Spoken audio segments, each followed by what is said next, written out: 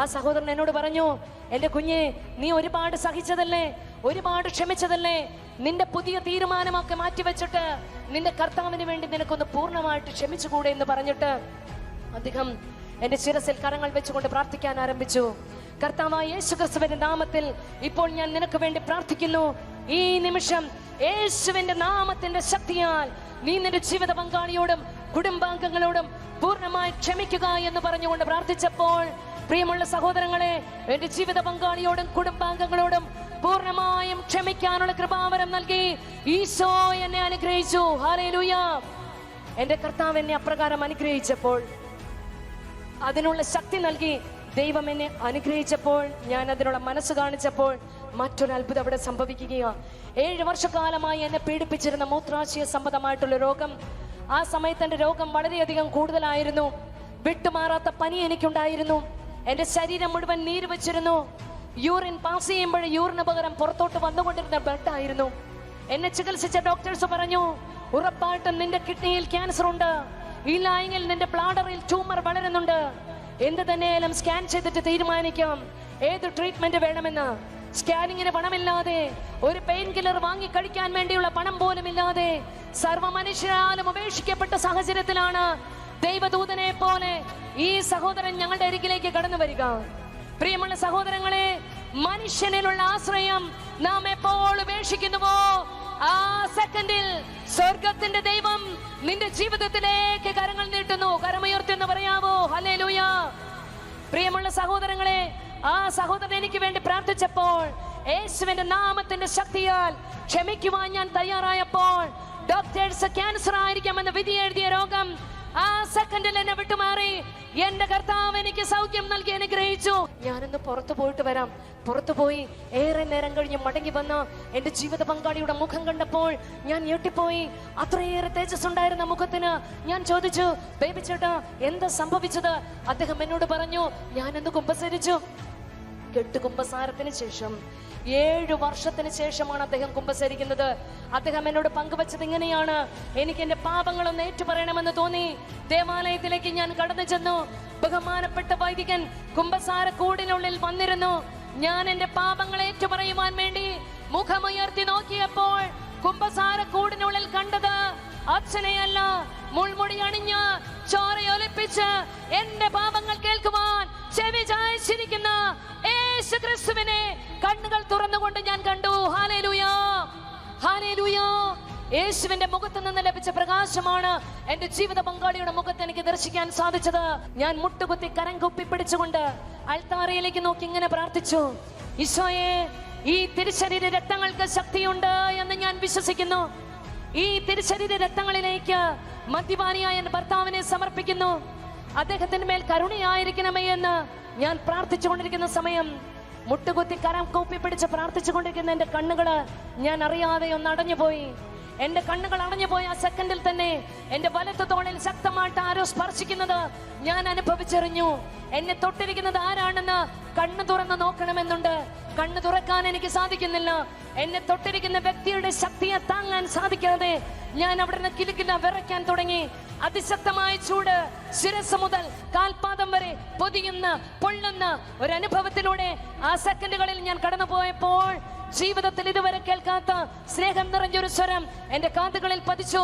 അതിപ്രകാരമായിരുന്നു: കുഞ്ഞേ, ക്ഷമിച്ച് പ്രാർത്ഥിക്കുക. ആ സ്വരം എന്നോട് ആവശ്യപ്പെട്ടു, ക്ഷമിച്ച് പ്രാർത്ഥിക്കുക.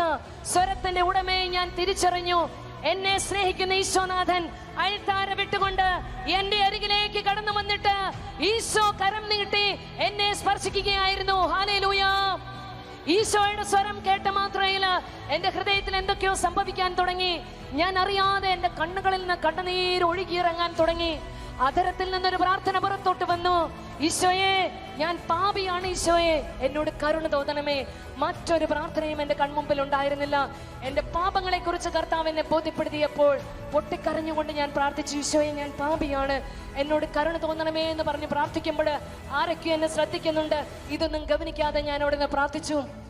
3 ദിവസത്തെ ധ്യാനത്തിലും മറ്റൊന്നും പ്രാർത്ഥിക്കാൻ എനിക്കുണ്ടായിരുന്നില്ല. ധ്യാനം കഴിഞ്ഞപ്പോൾ ആളുകളെല്ലാം പുറത്തോട്ട് പോവാൻ തുടങ്ങിയപ്പോൾ ബഹുമാനപ്പെട്ട ധ്യാന ഗുരു ഇങ്ങനെ പറഞ്ഞു: മക്കളെ, ധ്യാനമൊക്കെ അവസാനിച്ചു. ഇനിയാണ് നിങ്ങളുടെ ജീവിതത്തിൽ ധ്യാനം ആരംഭിക്കുന്നത്. അതുകൊണ്ട് സക്കേവൂസ് യേശുവിനെ ഭവനത്തിലേക്ക് കൂട്ടിക്കൊണ്ട് പോയതുപോലെ നിങ്ങളും ഈശോയെ കൂട്ടിക്കൊണ്ട് വേണം കേട്ടോ ഭവനങ്ങളിലേക്ക് പോകാൻ. ആത്മഹത്യ ചെയ്യാൻ ഞാൻ തീരുമാനിച്ചു. ഒരു വലിയ കയറെടുത്ത് ഫാനിലേക്ക് ഒരു കുടുക്കിന്റെ മറ്റേ അറ്റം എന്റെ കഴുത്തിലേക്ക് എടുത്തിട്ട് നിന്ന് സ്റ്റൂളിൽ നിന്ന് ചാടുവാൻ വേണ്ടി ഇങ്ങനെ റെഡി ആയിട്ട് നിൽക്കുന്ന സമയത്ത് പെട്ടെന്ന് ഞാൻ നോക്കുമ്പോൾ കാണുന്നത് ഭിത്തിയിൽ തൂങ്ങിക്കിടക്കുന്ന ഈശോയുടെ തിരുഹൃദയത്തിന്റെ ഫോട്ടോയും പരിശുദ്ധ അമ്മയുടെ വിമല ഹൃദയത്തിന്റെ ഫോട്ടോയുമാണ്.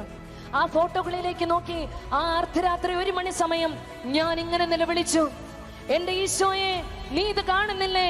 ഈ ഭൂമിയിൽ എന്നെ സ്നേഹിക്കുവാൻ ആരുമില്ല ഈശോയെ, എനിക്ക് ആരുമില്ല, ആർക്കും എന്നെ വേണ്ട, അതുകൊണ്ട് ആർക്കും വേണ്ടാത്ത എന്റെ ജീവിതം ഇത് ഞാൻ ഇവിടെ വെച്ച് അവസാനിപ്പിക്കുകയാണെന്ന് പറഞ്ഞിട്ട് കണ്ണുകൾ അടച്ച് കഴുത്തിലെ കുടുക്ക് മുറുക്കിക്കൊണ്ടിരിക്കുന്ന സമയത്ത് പെട്ടെന്ന് എന്റെ കാൽപാദത്തിൽ ഒരു തണുത്ത സ്പർശനം ഞാൻ അനുഭവിച്ചറിയുക. ഞെട്ടിത്തിരിഞ്ഞ് താഴേക്ക് നോക്കുമ്പോൾ 1.25 വയസ്സ് മാത്രം പ്രായമുള്ള എന്റെ കുഞ്ഞ് ശബ്ദമുണ്ടാക്കാതെ എന്റെ ഇരു കാൽപാദങ്ങളിലും പിടിച്ച് കണ്ണുനീരോടുകൂടെ അവൾ എന്നോട് പറയുവാൻ തുടങ്ങി, അമ്മേ വേണ്ട അമ്മേ, ഈ കൊച്ചു കുഞ്ഞിന് എങ്ങനെ തിരിച്ചറിയുവാൻ സാധിക്കും ഞാൻ ആത്മഹത്യ ചെയ്യാൻ പോവുകയാണെന്നുള്ളത്? എന്നെ സ്നേഹിക്കുന്ന ഈശോനാഥൻ പ്രാർത്ഥന വഴി ലഭിച്ച എന്റെ കുഞ്ഞിന്റെ ആത്മാവിനെ തട്ടി ഉണർത്തിക്കൊണ്ട് അവിടുത്തെ എന്റെ ആത്മാവിനെ ജീവനിലേക്ക് നയിക്കുകയായിരുന്നു. ഇവൾ എന്നെ തൊട്ട് കഴിഞ്ഞപ്പോൾ എനിക്ക് പരിസരബോധം ഉണ്ടാകുന്നത് ഞാൻ എന്ത് പ്രവൃത്തിയായി ചെയ്യുന്നതെന്ന്. ഉടനെ തന്നെ എന്റെ കഴുത്തിൽ നിന്ന് കുടുക്ക് വലിച്ചെറിഞ്ഞ് സ്റ്റൂളിൽ നിന്ന് ചാടിയിറങ്ങി എന്റെ കുഞ്ഞിനെ മാറോട് അടുക്കി പിടിച്ചുകൊണ്ട് പൊട്ടിക്കരയുന്ന സമയത്ത് വലിയൊരു സ്വരം എന്റെ ഹൃദയത്തിൽ നിന്ന് ഞാൻ കേട്ടു, നീ മരിച്ചാൽ നിന്റെ ഭർത്താവിന് ഒരു ഭാര്യയെ കിട്ടിയേക്കും, പക്ഷേ നിന്റെ കുഞ്ഞിനൊരു അമ്മയെ കിട്ടുകയില്ലല്ലോ.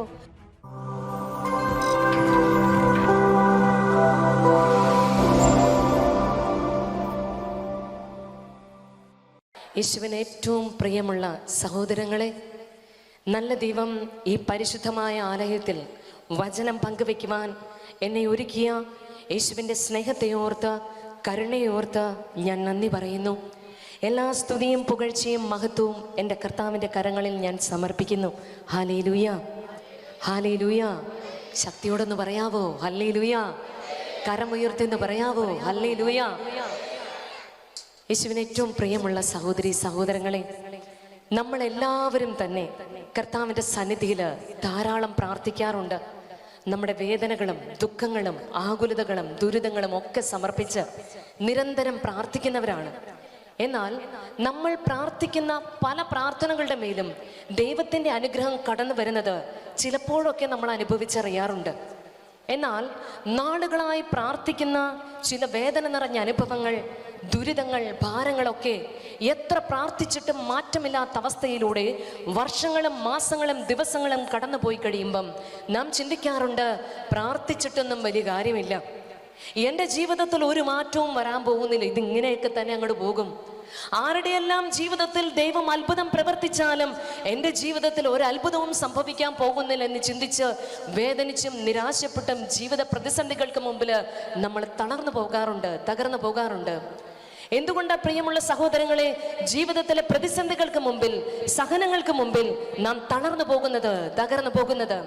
സങ്കീർത്തനത്തിന്റെ പുസ്തകം 77-ാം അധ്യായം 10-ാം തിരുവചനം, അത്യുന്നതന്റെ ശക്തി പ്രകടമാകാത്തതാണ് നിന്റെ ദുഃഖ കാരണം. തിരുവചനത്തിലൂടെ ദൈവത്തിന്റെ പരിശുദ്ധാത്മാവ് നമ്മെ പഠിപ്പിക്കുകയാണ്, കർത്താവിന്റെ ശക്തി, അവിടുത്തെ തേജസ് നിന്റെ ജീവിതത്തിൽ നിറയാത്തതാണ് നിന്റെ എല്ലാ ദുഃഖങ്ങളുടെയും കാരണം. Hallelujah, hallelujah. ഏതെല്ലാം വ്യക്തികളിൽ, ഏതെല്ലാം കുടുംബങ്ങളിൽ, ഏതെല്ലാം കൂട്ടായ്മയിൽ കർത്താവിൻ്റെ ശക്തിയുടെ സാന്നിധ്യത്തിൻ്റെ കുറവ് അനുഭവപ്പെടുന്നുണ്ടോ അവിടെയെല്ലാം വലിയ അസ്വസ്ഥതകളും അപസ്വരങ്ങളും ഉണ്ടാകാനിടയായിത്തീരുന്നു. എന്തിനു വേണ്ടിയാണ് കർത്താവിൻ്റെ ശക്തി നമ്മുടെ ജീവിതത്തിൽ നാം സ്വീകരിക്കേണ്ടത്? അത് ആരെയും തോൽപ്പിക്കുന്നതിന് വേണ്ടിയല്ല, ആരെയും നശിപ്പിക്കുന്നതിന് വേണ്ടിയല്ല, മറിച്ച് കർത്താവിൻ്റെ പരിശുദ്ധിയിൽ ഞാനും നിങ്ങളും ജീവിക്കുന്നതിന് വേണ്ടിയാണ്. ഓരോ ദൈവ പൈതലും കർത്താവിന്റെ പരിശുദ്ധിയിൽ ജീവിക്കണമെന്ന് ആഗ്രഹിക്കുന്ന നല്ല ദൈവം നമ്മുടെ എല്ലാവരുടെയും ജീവിതങ്ങളെ വിശദീകരിക്കുന്നുണ്ട്. 1 തെസ്സലോനിക്കർക്ക് എഴുതിയ ലേഖനം 4-ാം അധ്യായം 3-ാം തിരുവചനം, നിങ്ങളുടെ വിശുദ്ധീകരണമാണ് ദൈവം അഭിലഷിക്കുന്നത്. നിശ്ചയമായും ഓരോ ദൈവ പൈതലും ഈ വിശുദ്ധീകരണത്തിന്റെ അനുഭവത്തിലൂടെ കടന്നു പോകണമെന്ന് ദൈവം ആഗ്രഹിക്കുന്നത് കൊണ്ട് തന്നെ ഈ വിശുദ്ധീകരണത്തിന്റെ ഭാഗമായി നമ്മുടെ ഓരോരുത്തരുടെയും ജീവിതത്തിൽ ചില സഹനങ്ങളും വേദനകളും ദുഃഖങ്ങളും ഒക്കെ ദൈവം അനുവദിച്ചു നൽകാറുണ്ട്. എന്നാൽ സഹനങ്ങളും വേദനകളും ദുഃഖങ്ങളും ജീവിതത്തിൽ കടന്നു വരുന്ന കഴിയുമ്പം നാമൊക്കെ ആ സഹനങ്ങളെ സ്വീകരിക്കുന്നത് പലപ്പോഴും സഹനം തരുന്ന ദൈവത്തെ വെറുത്തുകൊണ്ട്, ദൈവത്തെ കുറ്റപ്പെടുത്തിക്കൊണ്ട്, കുറ്റം പറഞ്ഞുകൊണ്ടും, സഹനം തരുന്ന നമ്മുടെ ജീവിതത്തിലെ ചില വ്യക്തികളെയും സാഹചര്യങ്ങളെയും ഒക്കെ കുറ്റം പറഞ്ഞുകൊണ്ടും ശപിച്ചുകൊണ്ടുമൊക്കെയാണ്. അതുകൊണ്ട് തന്നെ അനുഗ്രഹമായി തീരേണ്ട സഹനങ്ങൾ നമ്മുടെ ജീവിതത്തിൽ ശാപകരമായി മാറുന്നു. ഹല്ലേലൂയ. തിരിച്ചറിയണമേ പ്രിയമുള്ള സഹോദരങ്ങളെ, ഒരു മനുഷ്യന്റെ ജീവിതത്തിൽ ദൈവത്തിന്റെ കൃപയെ നഷ്ടപ്പെടുത്തി കളയുന്ന ഏറ്റവും പ്രധാനപ്പെട്ട മേഖലയാണ് ക്ഷമിക്കുവാൻ സാധിക്കാത്ത അവസ്ഥ. അതായത് ആരോടെങ്കിലും ഒക്കെ മനസ്സിൽ വെറുപ്പ് സൂക്ഷിക്കുന്ന അവസ്ഥ. ഞാൻ പറഞ്ഞു, നാം പലപ്പോഴും ദൈവത്തെ വെറുക്കാറുണ്ട്, ദൈവത്തെ കുറ്റം പറയാറുണ്ടെന്ന്. ദൈവാനുഗ്രഹം സ്വീകരിക്കുവാൻ തടസ്സമായി നിലനിൽക്കുന്ന ആദ്യത്തെ കാരണം എന്ന് പറയുന്നത് ജീവിതത്തിലെ സഹനങ്ങൾക്ക് നേരെ കർത്താവിനോട് മറുതലിച്ചിട്ടുണ്ടോ, ദൈവത്തിനെ ശപിച്ചിട്ടുണ്ടോ, കുറ്റപ്പെടുത്തിയിട്ടുണ്ടോ? കർത്താവുമായിട്ട് ആദ്യം രമ്യതപ്പെടുകയാണ് നമ്മുടെ ജീവിതത്തിൽ ചെയ്യേണ്ട ആദ്യത്തെ കാര്യം എന്ന് പറയുന്നത്. അനുഗ്രഹം കിട്ടാനുള്ള ആദ്യത്തെ വഴി എന്ന് പറയുന്നത്. കരമുയർത്തി എന്ന് പറയാവോ? ഹല്ലേലൂയ. ശക്തിയോടെ പറയട്ടെ, ഹല്ലേലൂയ. അടുത്തതായി നാം ഓരോരുത്തരും ചെയ്യുന്നത്, നമ്മുടെ ജീവിതത്തിൽ സഹനം തരുന്ന വ്യക്തികളെ വെറുത്തുകൊണ്ട് ക്ഷമിക്കാൻ പറ്റാത്ത അവസ്ഥയിലൂടെയൊക്കെ അങ്ങനെ ജീവിക്കുമ്പം അനുഗ്രഹത്തിന് തടസ്സമായി അത് മാറുന്നു. കാരണം വെറുപ്പിലായിരിക്കുന്ന വ്യക്തി അശുദ്ധിയിലാണെന്ന് തിരിച്ചറിയുക. അപ്രകാരം വെറുപ്പിന്റെ അശുദ്ധിയിൽ ജീവിക്കുന്ന ഒരു വ്യക്തിക്ക് ദൈവത്തിന്റെ ഇടപെടലുകളെ മനസ്സിലാക്കുവാനായിട്ട് സാധിക്കുകയില്ല. അങ്ങനെ മനസ്സിൽ വെറുപ്പ് സൂക്ഷിച്ചുകൊണ്ടാണ് നാം ഈ ഭക്താഭ്യാസങ്ങളൊക്കെ ചെയ്യുന്നതെങ്കിൽ, വിശുദ്ധ ബലിയിൽ പങ്കെടുക്കുന്നതും പ്രാർത്ഥിക്കുന്നതും ഒക്കെ മനസ്സിൽ വെറുപ്പ് സൂക്ഷിച്ചത് കൊണ്ടാണെങ്കിൽ, പ്രിയമുള്ളവരെ, എത്ര പ്രാർത്ഥിച്ചാലും നമ്മുടെ പ്രാർത്ഥനകളിലേക്ക് ദൈവത്തിന്റെ അനുഗ്രഹം കടന്നു വരത്തില്ല. പിന്നെ എന്താണ് നാം ചെയ്യേണ്ടതെന്ന് വചനം പറയുന്നു. 1 പത്രോസിലേക്ക് എഴുതിയ ലേഖനത്തില് 1-ാം അധ്യായം 15ഉം 16ഉം വാക്യങ്ങൾ ഇങ്ങനെ പറയുന്നു. ഇങ്ങനെ എഴുതപ്പെട്ടിരിക്കുന്നു, എന്തുകൊണ്ടെന്നാൽ ഞാൻ പരിശുദ്ധനായിരിക്കുന്നത് കൊണ്ട് നിങ്ങളും പരിശുദ്ധരായിരിക്കുവിൻ. അവിടുത്തെ പരിശുദ്ധിയിലേക്ക് നമ്മെ ചേർത്ത് വെക്കുന്നതിന് വേണ്ടി തന്നെയാണ് കർത്താവ് നമ്മുടെ ജീവിതത്തിൽ സഹനങ്ങൾ അനുവദിക്കുന്നത്. കരമുയർത്തി എന്ന് പറയാവോ? ഹല്ലേലൂയ. പ്രിയമുള്ളവരെ, സഹനങ്ങൾ നമ്മുടെ ജീവിതത്തിൽ ആവശ്യമാണ്. സഹനം സ്വീകരിച്ചെങ്കിൽ മാത്രമേ ഞാനും നിങ്ങളുമൊക്കെ യേശുവിലേക്ക് എത്തിച്ചേരുകയുള്ളൂ. ഇന്ന് ജീവിതത്തിൽ സഹനം സ്വീകരിക്കാത്ത വ്യക്തികളും കുടുംബങ്ങളും കൂട്ടായ്മകളും ഒക്കെ തകർന്നു പോയിക്കൊണ്ടിരിക്കുകയാണ്, പിളർന്നു പോയിക്കൊണ്ടിരിക്കുകയാണ്. ഇന്നത്തെ ദാമ്പത്യ ബന്ധങ്ങൾക്ക് നിലനിൽപ്പില്ലാത്തതിന്റെ ഒരു കാരണം സഹനം സ്വീകരിക്കാനുള്ള മനസ്സില്ലാത്തത് കൊണ്ടാണ്, ക്ഷമിക്കാനുള്ള മനസ്സില്ലാത്തത് കൊണ്ടാണ്, വിട്ടുകൊടുക്കാനുള്ള മനസ്സില്ലാത്തത് കൊണ്ടാണ്. സഹനം സ്വീകരിച്ചെങ്കിൽ മാത്രമേ സുവിശേഷമായി മാറുവാനായിട്ട് സാധിക്കുകയുള്ളൂ. സുവിശേഷം എന്നാൽ നല്ല വാർത്ത എന്നാണ് നമുക്ക് എല്ലാവർക്കും അറിയാം. അതിന്റെ അർത്ഥം അതാണെന്നുള്ളത്. പ്രിയമുള്ള സഹോദരങ്ങളെ, നമ്മുടെ കുടുംബത്തിൽ സുവിശേഷമായി മാറണമെങ്കിൽ, നാം ജോലി ചെയ്യുന്ന ഇടങ്ങളിൽ, വ്യാപരിക്കുന്ന ഇടങ്ങളിൽ, നമ്മുടെ ഇടവകയിൽ, ദേശത്തിനൊക്കെ കർത്താവിന് വേണ്ടി സാക്ഷ്യം വഹിക്കണമെങ്കിൽ, ഒരു നല്ല വാർത്തയായി മാറണമെങ്കിൽ സഹനം സ്വീകരിച്ചേ മതിയാകൂ. ഹല്ലേലൂയ. ശക്തിയോടെ പറയട്ടെ, ഹല്ലേലൂയ. ചിലർ പറയുന്നത് ഞാൻ കേട്ടിട്ടുണ്ട്, പ്രാർത്ഥിക്കാതിരുന്നപ്പം വലിയ കുഴപ്പമൊന്നും ഉണ്ടായിരുന്നില്ല കേട്ടോ, ഞങ്ങൾ അത്യാവശ്യം നന്നായിട്ട് പ്രാർത്ഥിക്കാൻ തുടങ്ങി, ഒരു ധ്യാനത്തിലൊക്കെ പങ്കെടുത്തു, ജപമാല ചൊല്ലാൻ തുടങ്ങി, പതിവ് പോലെ ദിവ്യബലിയിലൊക്കെ വരാൻ തുടങ്ങിക്കഴിഞ്ഞപ്പം എവിടെന്നാണെന്ന് അറിയത്തില്ല, 4 വശത്തുനിന്നും അതിലെ ഇതിലെയും പോകുന്ന പ്രശ്നം മുഴുവനും എന്നെ തേടി വരികയാ. അതുകൊണ്ട് ഞങ്ങൾ ഇങ്ങനെ ചിന്തിച്ചു എന്ന് ചിലർ പറയാറുണ്ട്, കർത്താവിനോട് അടുക്കുന്നത് സൂക്ഷിച്ചു വേണം. പുള്ളിക്കാരനുമായിട്ട് കുറച്ച് അകലം പാലിച്ചു പോയാല് വലിയ പരിക്കൊന്നും കൂടാതെ ഇങ്ങനെയൊക്കെ ഒരു അഡ്ജസ്റ്റ്മെന്റില് ആത്മീയ ജീവിതം അങ്ങനെ പോയാൽ മതി എന്ന് ചിന്തിക്കുന്നവര് ഏറെ പേരാണ്. എന്തുകൊണ്ടാണ് പ്രാർത്ഥിക്കുമ്പോൾ പോലും സഹനമെന്ന് നമുക്ക് അനുഭവപ്പെടുന്നത്? പ്രിയമുള്ള സഹോദരങ്ങളെ, പിതാവായ ദൈവം സഹനങ്ങൾ നൽകിക്കൊണ്ട് നമ്മെ സ്നേഹിക്കും, സഹനമില്ലാതെയും നമ്മെ സ്നേഹിക്കും. എന്നാൽ കർത്താവ് വ്യക്തിപരമായി നിന്നെ തെരഞ്ഞെടുത്ത് വെച്ച് സ്നേഹിക്കാൻ തുടങ്ങുമ്പോൾ മറ്റാരുടെ ജീവിതത്തിലും ഇല്ലാത്ത വ്യത്യസ്തമായ സഹനങ്ങൾ നൽകിക്കൊണ്ട് ദൈവം തന്റെ ചങ്കോട് നിന്നെ ചേർത്ത് വെക്കാൻ ആരംഭിക്കുന്നു. കരമുയർത്തി പറയട്ടെ, ഹല്ലേലൂയ, ഹല്ലേലൂയ. എന്നാൽ കടന്നു വരുന്ന സഹനങ്ങൾ ഓരോന്നും നമുക്ക് അനുഭവപ്പെടുന്നത് കുരിശുകളായിട്ടാണ്. നമ്മെ വേദനിപ്പിക്കുന്ന വ്യക്തി നമ്മുടെ ജീവിതത്തിലെ കുരിശാണ്. നമുക്ക് ഇഷ്ടമില്ലാത്ത സാഹചര്യങ്ങൾ നമ്മുടെ ജീവിതത്തിലെ കുരിശാണ്. അതൊരു പക്ഷെ ജീവിത പങ്കാളിയുടെ രൂപത്തിൽ വരാം, മാതാപിതാക്കളുടെ രൂപത്തിൽ വരാം, മക്കളുടെ രൂപത്തിൽ വരാം, രോഗങ്ങളുടെ രൂപത്തിൽ വരാം, കടബാധ്യതയുടെ രൂപത്തിൽ വരാം. അവിശ്വസ്തതയുടെ രൂപത്തിൽ വരാം. വ്യത്യസ്തമായ രൂപത്തിലും ഭാവത്തിലും ചില വ്യക്തികളിലൂടെ, സാഹചര്യങ്ങളിലൂടെ സഹനങ്ങൾ ജീവിതത്തിൽ കടന്നു വന്നു കഴിയുമ്പം നമ്മളെ ഏറ്റവും കൂടുതൽ നൊവേന ചൊല്ലി പ്രാർത്ഥിക്കുന്നത് എന്തിനു വേണ്ടിയാ? കർത്താവേ, ഈ കുരിശിനെ എൻ്റെ ജീവിതത്തിൽ നിന്ന് ഒന്ന് മാറ്റി തന്നേക്കണമേ എന്ന് നമ്മളൊക്കെ വലിയ പ്രലോഭനത്തോടു കൂടി പ്രാർത്ഥിക്കാറുണ്ട്. കർത്താവ് എന്തിനു വേണ്ടിയാണ് നിന്റെ ജീവിതത്തിൽ കുരിശുകൾ അനുവദിക്കുന്നത്?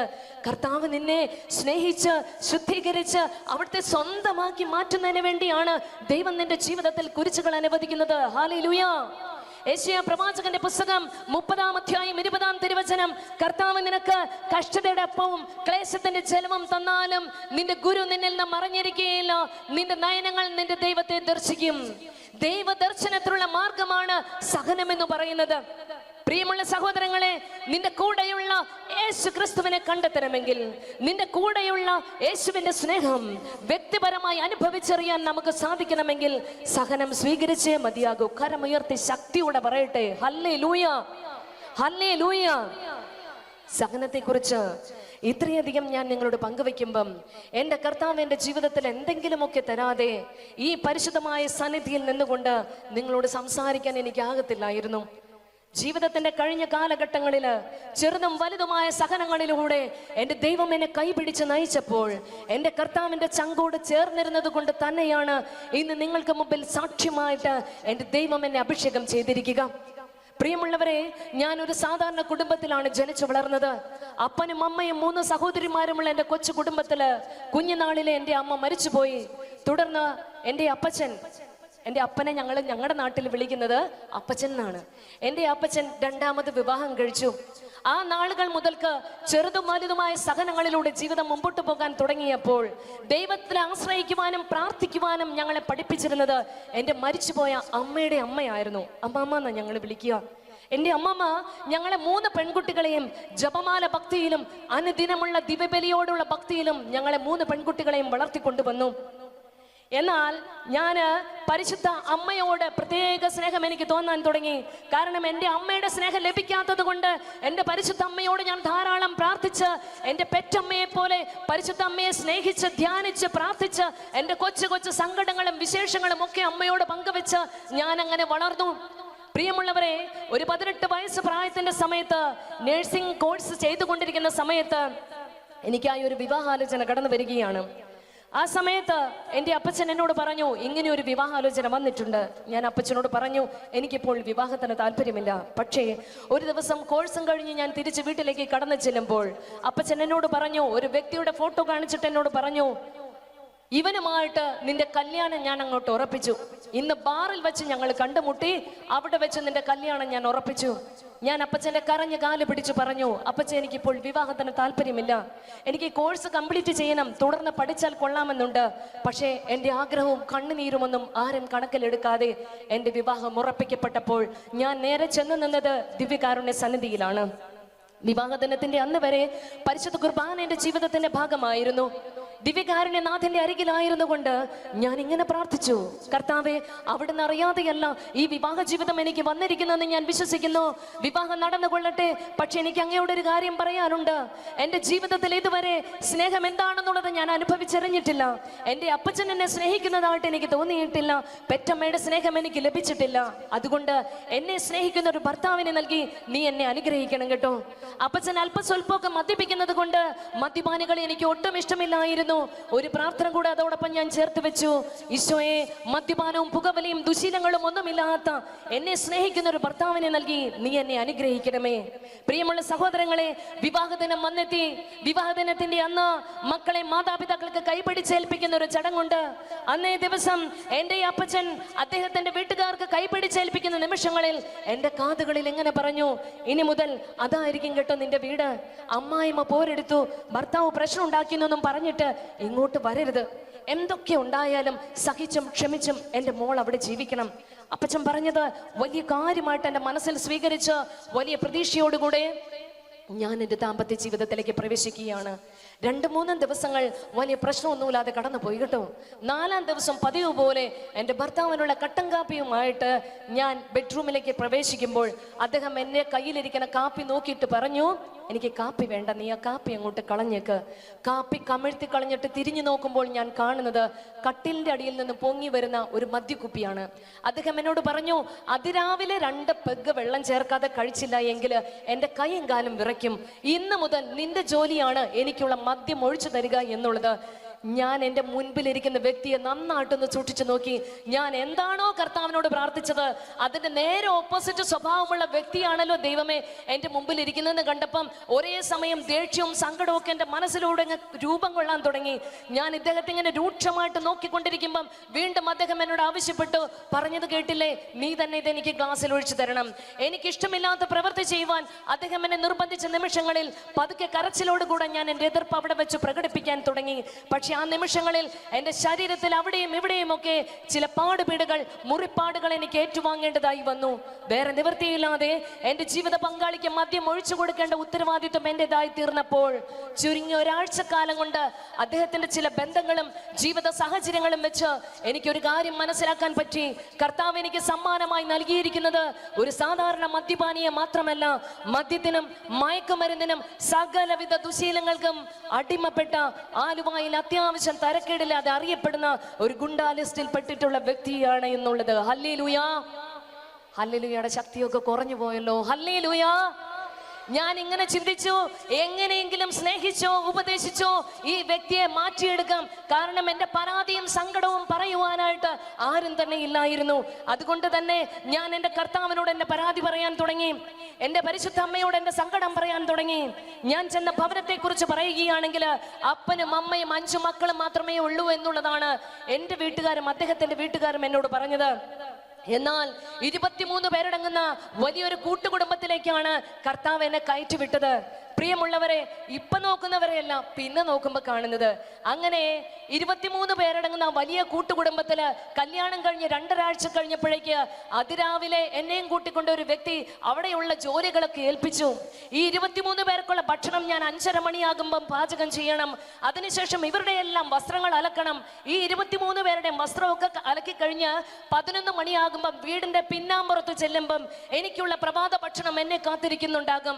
വിശന്നാലോ ദാഹിച്ചാലോ ഒരു നേരത്തെ ഭക്ഷണം എടുത്തു കഴിക്കുവാനോ ഒരു ഗ്ലാസ് കാപ്പി എടുത്തു കഴിക്കാനുള്ള സ്വാതന്ത്ര്യം പോലും അവിടെ എനിക്ക് നിഷേധിക്കപ്പെട്ടപ്പോൾ എനിക്ക് മനസ്സിലായി, ഞാൻ ഈ വീട്ടിലെ മരുമകളല്ല, ജോലിക്കാർത്തിയായിട്ട് മാറുകയാണെന്നുള്ള തെറ്റായ ചിന്തകൾ എന്നെ അലട്ടുവാൻ തുടങ്ങിയപ്പോൾ എൻ്റെ ജീവിത പങ്കാളിയോടും അദ്ദേഹത്തിന്റെ കുടുംബാംഗങ്ങളോടുള്ള വെറുപ്പ് എൻ്റെ മനസ്സിലങ്ങ് രൂപം കൊള്ളാൻ തുടങ്ങി.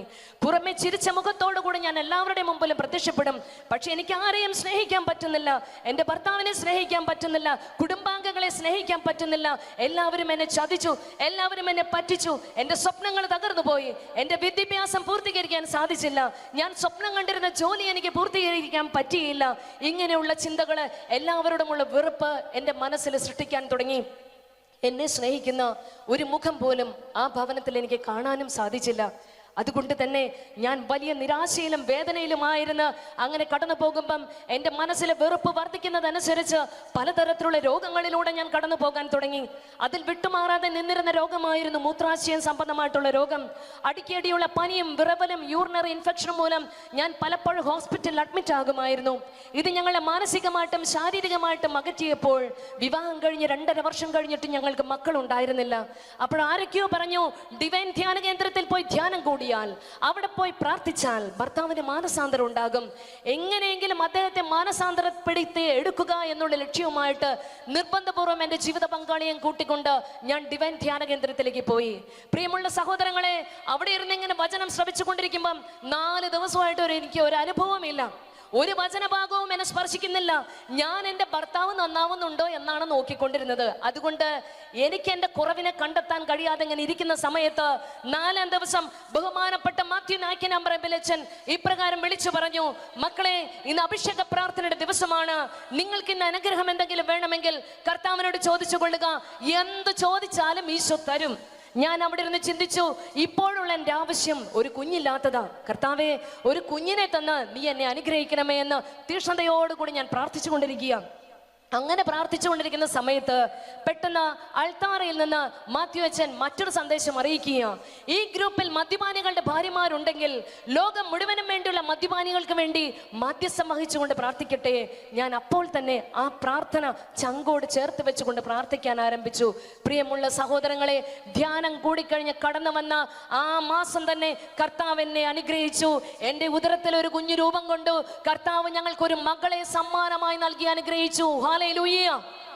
സഹനത്തിന് കൂട്ടായ ഒരു കുഞ്ഞിനെ ലഭിച്ചു എന്നുള്ളതല്ലാതെ എൻ്റെ ജീവിത പങ്കാളിയുടെ മദ്യപാനത്തിനോ ഞങ്ങളുടെ കുടുംബാന്തരീക്ഷത്തിനോ യാതൊരു മാറ്റവുമില്ലാതെ ഇങ്ങനെ മുമ്പോട്ട് പോകുമ്പം ഞാൻ ചിന്തിക്കാൻ തുടങ്ങി, ഒരു പക്ഷേ കൂട്ടുകുടുംബത്തിൽ ജീവിക്കുന്നതുകൊണ്ടായിരിക്കാം ഇത്രയധികം പ്രശ്നങ്ങളും വിഷമങ്ങളും എനിക്കുണ്ടാകുന്നത്. എങ്ങനെയെങ്കിലും വാടകയ്ക്ക് വീടെടുത്ത് മാറി താമസിക്കാം എന്നുള്ളൊരു ചിന്തയുമായിട്ട് എൻ്റെ ജീവിത പങ്കാളിയെ നിർബന്ധപൂർവ്വം കൂട്ടിക്കൊണ്ട് ഞങ്ങളൊരു വാടക വീട്ടിലേക്ക് മാറി. പക്ഷേ അവിടെ താമസം ആരംഭിച്ചു കഴിഞ്ഞപ്പോഴാണ് എൻ്റെ എല്ലാ പ്രതീക്ഷകളെയും നശിപ്പിക്കുന്ന രീതിയിലുള്ള സംഭവങ്ങൾ അരങ്ങേറാൻ തുടങ്ങിയത്. രാവിലെ മുതൽ വൈകുന്നേരം വരെ ചുരുങ്ങിയത് ഒരു 10-16 ബൈക്ക് ഞങ്ങളുടെ വീടിൻ്റെ ഫ്രണ്ടിലുണ്ടാകും. അതിലൂടെ കടന്നു വരുന്ന സഹോദരന്മാര് എപ്പോഴോ വാങ്ങിച്ച ഇറച്ചിയും മീനും ഒക്കെ ആയിട്ട് കയറി വരുമ്പം അതേത് പാതിരാത്രിക്കായാലും പാകം ചെയ്ത് അവർക്കുള്ള മദ്യവും ഭക്ഷണവും ഞാൻ വിളമ്പി കൊടുത്തില്ല എങ്കിൽ എൻ്റെ വീട്ടില് വലിയ കലഹങ്ങളും പ്രശ്നങ്ങളും പ്രതിസന്ധികളും വേദനകളും എനിക്ക് അനുഭവിക്കേണ്ടതായിട്ട് വന്നു. വേറെ നിവൃത്തിയില്ലാതെ അവർക്കുള്ള മദ്യവും ഭക്ഷണവും വിളമ്പിക്കൊടുക്കുമ്പോൾ വേദനയോടുകൂടി ഞാൻ മനസ്സിലാക്കി എൻ്റെ വീട് ഒരു ബാറും റെസ്റ്റോറൻ്റ് ഒക്കെ ആയിട്ട് മാറുകയാണെന്നുള്ളത്. പ്രിയമുള്ള സഹോദരങ്ങളെ, ബാറിലും റെസ്റ്റോറൻറ്റിലൊക്കെയാണ് നാട്ടുകാരും വീട്ടുകാരും ഒക്കെ കയറി ഇറങ്ങുന്നത്. കുടുംബത്തിന് അതിൻ്റെതായ പരിശുദ്ധിയുണ്ട്. ആ പരിശുദ്ധിയിൽ ഓരോ കുടുംബവും ജീവിക്കണമെന്ന് ആഗ്രഹിക്കുന്ന നല്ല ദൈവം തിരുസഭയിലൂടെ നമുക്ക് നൽകിയിട്ടുള്ള ഏറ്റവും ശ്രേഷ്ഠമായ അനുഗ്രഹമാണ് കുടുംബ പ്രാർത്ഥന. സായാഹ്ന സമയങ്ങളിൽ അപ്പനും അമ്മയും മക്കളും ഒന്നിച്ചിരുന്നു കൊണ്ട് ജപമാല ചൊല്ലിക്കൊണ്ട് പ്രാർത്ഥിക്കുമ്പോൾ പ്രാർത്ഥിക്കുന്ന കുടുംബങ്ങളിലേക്ക്, പ്രാർത്ഥിക്കുന്ന ദമ്പതികളിലേക്ക്, പ്രാർത്ഥിക്കുന്ന യുവതി യുവാക്കളിലേക്ക് സ്വർഗം വിട്ട് കർത്താവിന്റെ കൃപ അണപൊട്ടി ഒഴുകുന്നു. അപ്രകാരം പ്രാർത്ഥിക്കുന്ന ഭവനങ്ങൾ കൃപ നിറഞ്ഞ ഭവനങ്ങളായി മാറ്റപ്പെടുന്നു. എന്നാൽ ഇന്ന് നമ്മളിൽ പലരുടെയും ഭവനത്തിന്റെ പരിശുദ്ധിയെ നശിപ്പിക്കുന്ന തരത്തില് ഇന്ന് പിശാച് അടിമപ്പെടുത്തി വെച്ചിരിക്കുക.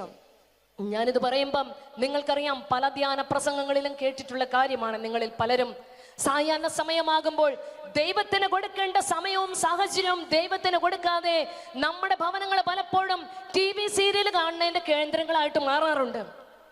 ഞാൻ അടുത്ത കാലഘട്ടങ്ങളിൽ ഒരു ധ്യാന സ്ഥലത്ത് ചെന്ന് കഴിഞ്ഞപ്പം ഒരു കുഞ്ഞിനോട് ചോദിച്ചു, മോനെ വീട്ടിൽ കുടുംബ പ്രാർത്ഥനയുണ്ടോ എന്ന് ചോദിച്ചപ്പം അവൻ എന്നോട് പറഞ്ഞത്, ഞങ്ങൾ പരസ്യങ്ങളുടെ സമയത്ത് രഹസ്യം ചൊല്ലുന്നതെന്ന് പറഞ്ഞത്. ആദ്യം എനിക്കത് അങ്ങോട്ട് പിടുത്തം കിട്ടിയില്ല കേട്ടോ. പിന്നീട് മനസ്സിലായത് TV-യുടെ റിമോട്ട് അമ്മച്ചിയുടെ കയ്യിലായിരിക്കും. പരസ്യം വരുമ്പോൾ നന്മ നിറഞ്ഞ മറിയമേ ചൊല്ലും, അത് കഴിഞ്ഞിട്ട് ഞങ്ങൾ സീരിയൽ കാണും. ഇപ്രകാരമുള്ള ഒരു തട്ടുകട പരിപാടി പ്രാർത്ഥനയായിട്ട് പോയിട്ട് കർത്താവിന്റെ അനുഗ്രഹം ലഭിച്ചില്ല എന്ന് പരാതി പറയുവാൻ നമുക്ക് അവകാശമുണ്ടോ എന്ന് ചിന്തിച്ചു നോക്കുക. പ്രിയമുള്ള സഹോദരങ്ങളെ, ഇന്ന് സായാഹ്ന സമയമാകുമ്പം പലരുടെയും ഭവനങ്ങള് മദ്യഷാപ്പുകളായി മാറാറുണ്ട്. ചിലരുടെ ഭവനങ്ങള് കുറ്റം പറയുന്നതിന്റെയും പരദൂഷണം പറയുന്നതിന്റെയും ചീട്ട് കളിക്കുന്നതിന്റെയും കേന്ദ്രങ്ങളായി മാറാറുണ്ട്. ദൈവം വിശദീകരിച്ച ഭവനത്തിന്റെ പരിശുദ്ധി നഷ്ടപ്പെടുത്തിയിടങ്ങളില് ദൈവത്തിന്റെ സാന്നിധ്യം ഉണ്ടാവുകയില്ല എന്നുള്ളത് അറിഞ്ഞുകൊള്ളുക. കരമുയർത്തി എന്ന് പറയാമോ ഹല്ലേലൂയ? ശക്തിയോടെ പറയാമോ ഹല്ലേലൂയ? ഇന്ന് പലരുടെയും കുടുംബങ്ങളിലെ പ്രശ്നങ്ങള് വിശുദ്ധി നഷ്ടപ്പെട്ടു പോയിക്കൊണ്ടിരിക്കുകയാണ്. പ്രാർത്ഥിക്കുന്ന ഭവനങ്ങളിലും വ്യക്തികളിലും മാത്രമേ ദൈവത്തിന്റെ ചൈതന്യം വിശുദ്ധി സ്വീകരിക്കാനായിട്ട് സാധിക്കുകയുള്ളൂ. ഇന്ന് ഭാര്യ അറിയാത്ത എത്രയോ അശുദ്ധമായ ബന്ധങ്ങളിലൂടെ ഇന്നത്തെ ഭർത്താക്കന്മാർ വ്യാപരിക്കുന്നുണ്ട്. ഭർത്താക്കന്മാർ അറിയാത്ത എത്രയോ അശുദ്ധമായ ബന്ധങ്ങളിലൂടെ ഇന്നത്തെ ഭാര്യമാർ വ്യാപരിക്കുന്നുണ്ട്. മാതാപിതാക്കൾ അറിയാത്ത എത്രയോ അശുദ്ധമായ ബന്ധങ്ങളിലൂടെ ഇന്നത്തെ കുഞ്ഞുമക്കളും യുവതി യുവാക്കളും വ്യാപരിക്കുന്നുണ്ട്. പ്രിയമുള്ളവരെ, വിശുദ്ധിക്കും വിശുദ്ധ ജീവിതത്തിനും യാതൊരു പ്രാധാന്യവും കൽപ്പിക്കാത്ത ഒരു കാലഘട്ടത്തിലൂടെയാണ് ഞാനും നിങ്ങളും ജീവിക്കുന്നത്. അതുകൊണ്ട് വിശുദ്ധിയിൽ ജീവിക്കുക എന്നുള്ളത് നമ്മെ സംബന്ധിച്ച് ഒരു വലിയ വെല്ലുവിളിയാണ്. ഹെബ്രായർക്കെഴുതിയ ലേഖനം 12-ാം അധ്യായം 14-ാം തിരുവചനം, എല്ലാവരോടും സമാധാനത്തിൽ വർദ്ധിച്ച് വിശുദ്ധിക്ക് വേണ്ടി പരിശ്രമിക്കുവിൻ. വിശുദ്ധി എന്നാൽ വേർതിരിക്കപ്പെടുക, സമർപ്പിക്കപ്പെടുക എന്നതാണ് അർത്ഥം. നീ നിന്റെ ദൈവത്തിന് വേണ്ടി വേർതിരിക്കപ്പെടുന്ന ഒരു കുടുംബമായി മാറ്റപ്പെടണം. നീ നിന്റെ ദൈവത്തിന് വേണ്ടി വേർതിരിക്കപ്പെടുന്ന ഒരു ദാമ്പത്യ ജീവിതമായി മാറ്റപ്പെടണം. നീ നിന്റെ ദൈവത്തിന് വേണ്ടി വേർതിരിക്കപ്പെടുന്ന ഒരു വ്യക്തിയായി മാറ്റപ്പെടണം. വിശുദ്ധി കൂടാതെ നമുക്കാർക്കും കർത്താവിനെ ദർശിക്കുവാനോ അവിടുത്തോടുള്ള സ്നേഹത്തിൽ വ്യാപരിക്കുവാനോ സാധിക്കുകയില്ല. ചിലർ പറയുന്നത് ഞാൻ കേട്ടിട്ടുണ്ട്, ജപമാല ചൊല്ലുമ്പം അത് പൂർത്തീകരിക്കാൻ പറ്റുന്നില്ല, വല്ലാത്ത ഭാരവും ബുദ്ധിമുട്ടും അനുഭവപ്പെടുന്നത് അശുദ്ധ ചിന്തകൾ എന്നെ പീഡിപ്പിക്കുന്നു എന്ന് ചിലർ പറയാറുണ്ട്. മറ്റു ചിലരുടെ പരാതി വേറൊന്നാണ്, പരിശുദ്ധ കുർബാനയ്ക്ക് നിൽക്കുമ്പോൾ ഞങ്ങൾക്ക് ഏകാഗ്രത കിട്ടുന്നില്ല, ശ്രദ്ധിച്ച് കുർബാനയിൽ പങ്കെടുക്കാനായിട്ട് സാധിക്കുന്നില്ല, അശുദ്ധ ചിന്തകൾ ഞങ്ങളെ പീഡിപ്പിക്കുന്നു. പ്രിയമുള്ള സഹോദരങ്ങളെ, പാപസുഖം തരുന്ന വ്യക്തികളെയും സാഹചര്യങ്ങളെയും ഉപേക്ഷിക്കാതെ ചില പാപങ്ങൾ മനസ്സിൽ സൂക്ഷിച്ചു വെച്ച് ചെയ്ത പാപം ഒന്ന് കുമ്പസരിച്ച് വീണ്ടും ആവർത്തിച്ച് ചെയ്തു പോകുമ്പം പ്രഭാഷകന്റെ പുസ്തകം 27-ാം അധ്യായം 2-ാം തിരുവചനം ഇപ്രകാരം പറയുന്നു, കല്ലുകൾക്കിടയിൽ കുറ്റി ഉറച്ചിരിക്കുന്നത് പോലെ ക്രയവിക്രയങ്ങൾക്കിടയിൽ പാപം ഉറയ്ക്കുന്നു. അതുകൊണ്ട് പ്രിയമുള്ള സഹോദരങ്ങളെ, ഒരു അഡ്ജസ്റ്റ്മെന്റ് കുമ്പസാരമൊക്കെ നടത്തി ചില പാപങ്ങൾ ഉപേക്ഷിക്കാതെ മാരക പാപങ്ങളിൽ തുടർന്നുകൊണ്ട് നീ വിശുദ്ധ കുർബാന സ്വീകരിക്കുന്നുണ്ടെങ്കിൽ അറിഞ്ഞുകൊള്ളുക, ദൈവ തിരുസന്നിധിയിൽ നാം ഉത്തരം കൊടുക്കേണ്ടതായിട്ട് വരും. കരമുയർത്തി എന്ന് പറയാവോ ഹല്ലേലൂയ? ശക്തിയോടെ പറയാവോ ഹല്ലേലൂയ? പ്രിയമുള്ള സഹോദരങ്ങളെ, നാം നമ്മുടെ പാപത്തെ പൂർണ്ണമായും ഉപേക്ഷിക്കുമ്പോൾ ദൈവത്തിന്റെ തിരുസന്നിധിയിൽ എനിക്ക് തെറ്റിപ്പോയി കർത്താവേ എന്നോട് ക്ഷമിക്കണമേ എന്ന് നീ ഏറ്റുപറയുമ്പോൾ പാപിനിയായ സ്ത്രീയെ അനുഗ്രഹിച്ച കർത്താവ് നിന്റെ ജീവിതത്തിലേക്കും കൃപയുടെ പെരുമഴ പെയ്യിക്കുന്നു. കരമുയർത്തി എന്ന് പറയാവോ ഹല്ലേലൂയ? ശക്തിയോടെ പറയാവോ ഹല്ലേലൂയ? പ്രിയമുള്ള സഹോദരങ്ങളെ, വിശുദ്ധിക്ക് വലിയ പ്രതിഫലം ലഭിക്കാനിരിക്കുന്നു. ഏതെല്ലാം വ്യക്തികൾ വിശുദ്ധ ജീവിതത്തിൽ പാലിക്കുന്നതിന് വേണ്ടി ചില ത്യാഗങ്ങൾ, ചില കഷ്ടങ്ങൾ, ചില പരിത്യാഗങ്ങൾ ഏറ്റെടുക്കുന്നുവോ അങ്ങനെയുള്ളവരുടെ ജീവിതത്തെ ദൈവം എടുത്തുയർത്തി അനുഗ്രഹിക്കുവാൻ ഇടയാക്കി തീർക്കുന്നു. ഹല്ലേലൂയ! ശക്തിയോടെ പറയട്ടെ ഹല്ലേലൂയ! സ്തുതിക്കാൻ കിട്ടുന്ന ഓരോ അവസരവും ദൈവത്തെ സ്തുതിക്കണം. ആ സമയം നമ്മുടെ ബന്ധനങ്ങൾ അഴിയുന്ന സമയമാണ്. അതുകൊണ്ട് ഒരിക്കൽ കൂടെ പറയാമോ ഹല്ലേലൂയ? ശക്തിയോടെ പറയട്ടെ ഹല്ലേലൂയ! പ്രിയമുള്ള സഹോദരങ്ങളെ, എന്റെ കുടുംബത്തില് ഇപ്രകാരം എന്റെ ജീവിത പങ്കാളിയും അദ്ദേഹത്തിന്റെ കൂട്ടുകാരും മൊത്തം മദ്യപിക്കാൻ തുടങ്ങിയപ്പോൾ ഞാനും എന്റെ കുഞ്ഞിനെ മടിയിലിരുത്തിക്കൊണ്ട് ഒളിച്ചും പാത്തുമിരുന്ന് ജപമാല ചൊല്ലുമായിരുന്നു. ഒളിച്ചും പാത്തെന്ന് പറയാൻ കാര്യം, പ്രാർത്ഥിക്കുന്നത് കണ്ടിട്ടുണ്ടെങ്കിൽ ശരീരത്തില് അടിയോട്ടനെ വീഴും. വിശുദ്ധ കുർബാനയ്ക്ക് പോകാനുള്ള അനുവാദം എനിക്ക് ഉണ്ടായിരുന്നില്ല.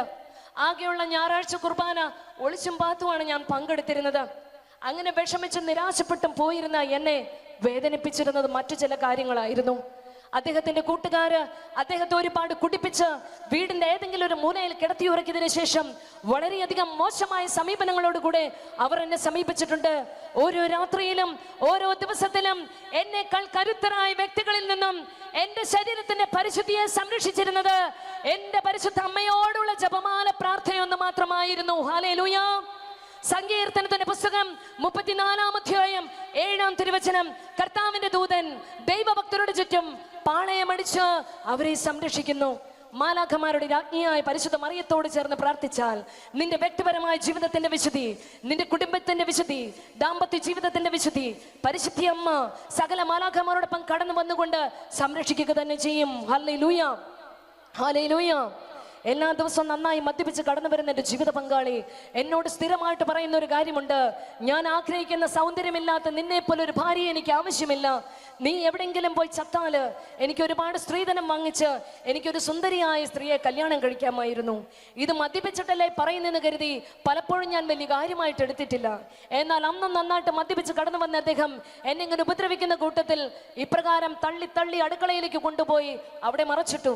താഴെ വീണ് കിടക്കുമ്പോൾ ഞാൻ കാണുന്നത് അടുക്കളയിലിരുന്ന കത്തി എടുത്തിട്ട് എന്റെ നെഞ്ചിലേക്ക് കുത്തിയിറക്കാനായി ഓടി വരുന്ന എന്റെ ജീവിത പങ്കാളിയെ കണ്ടപ്പോൾ ആ താഴെ കിടന്നുകൊണ്ട് ഞാൻ ഇങ്ങനെ നിലവിളിച്ചു, എന്റെ ഈശോയെ എന്ന് വിളിച്ചു.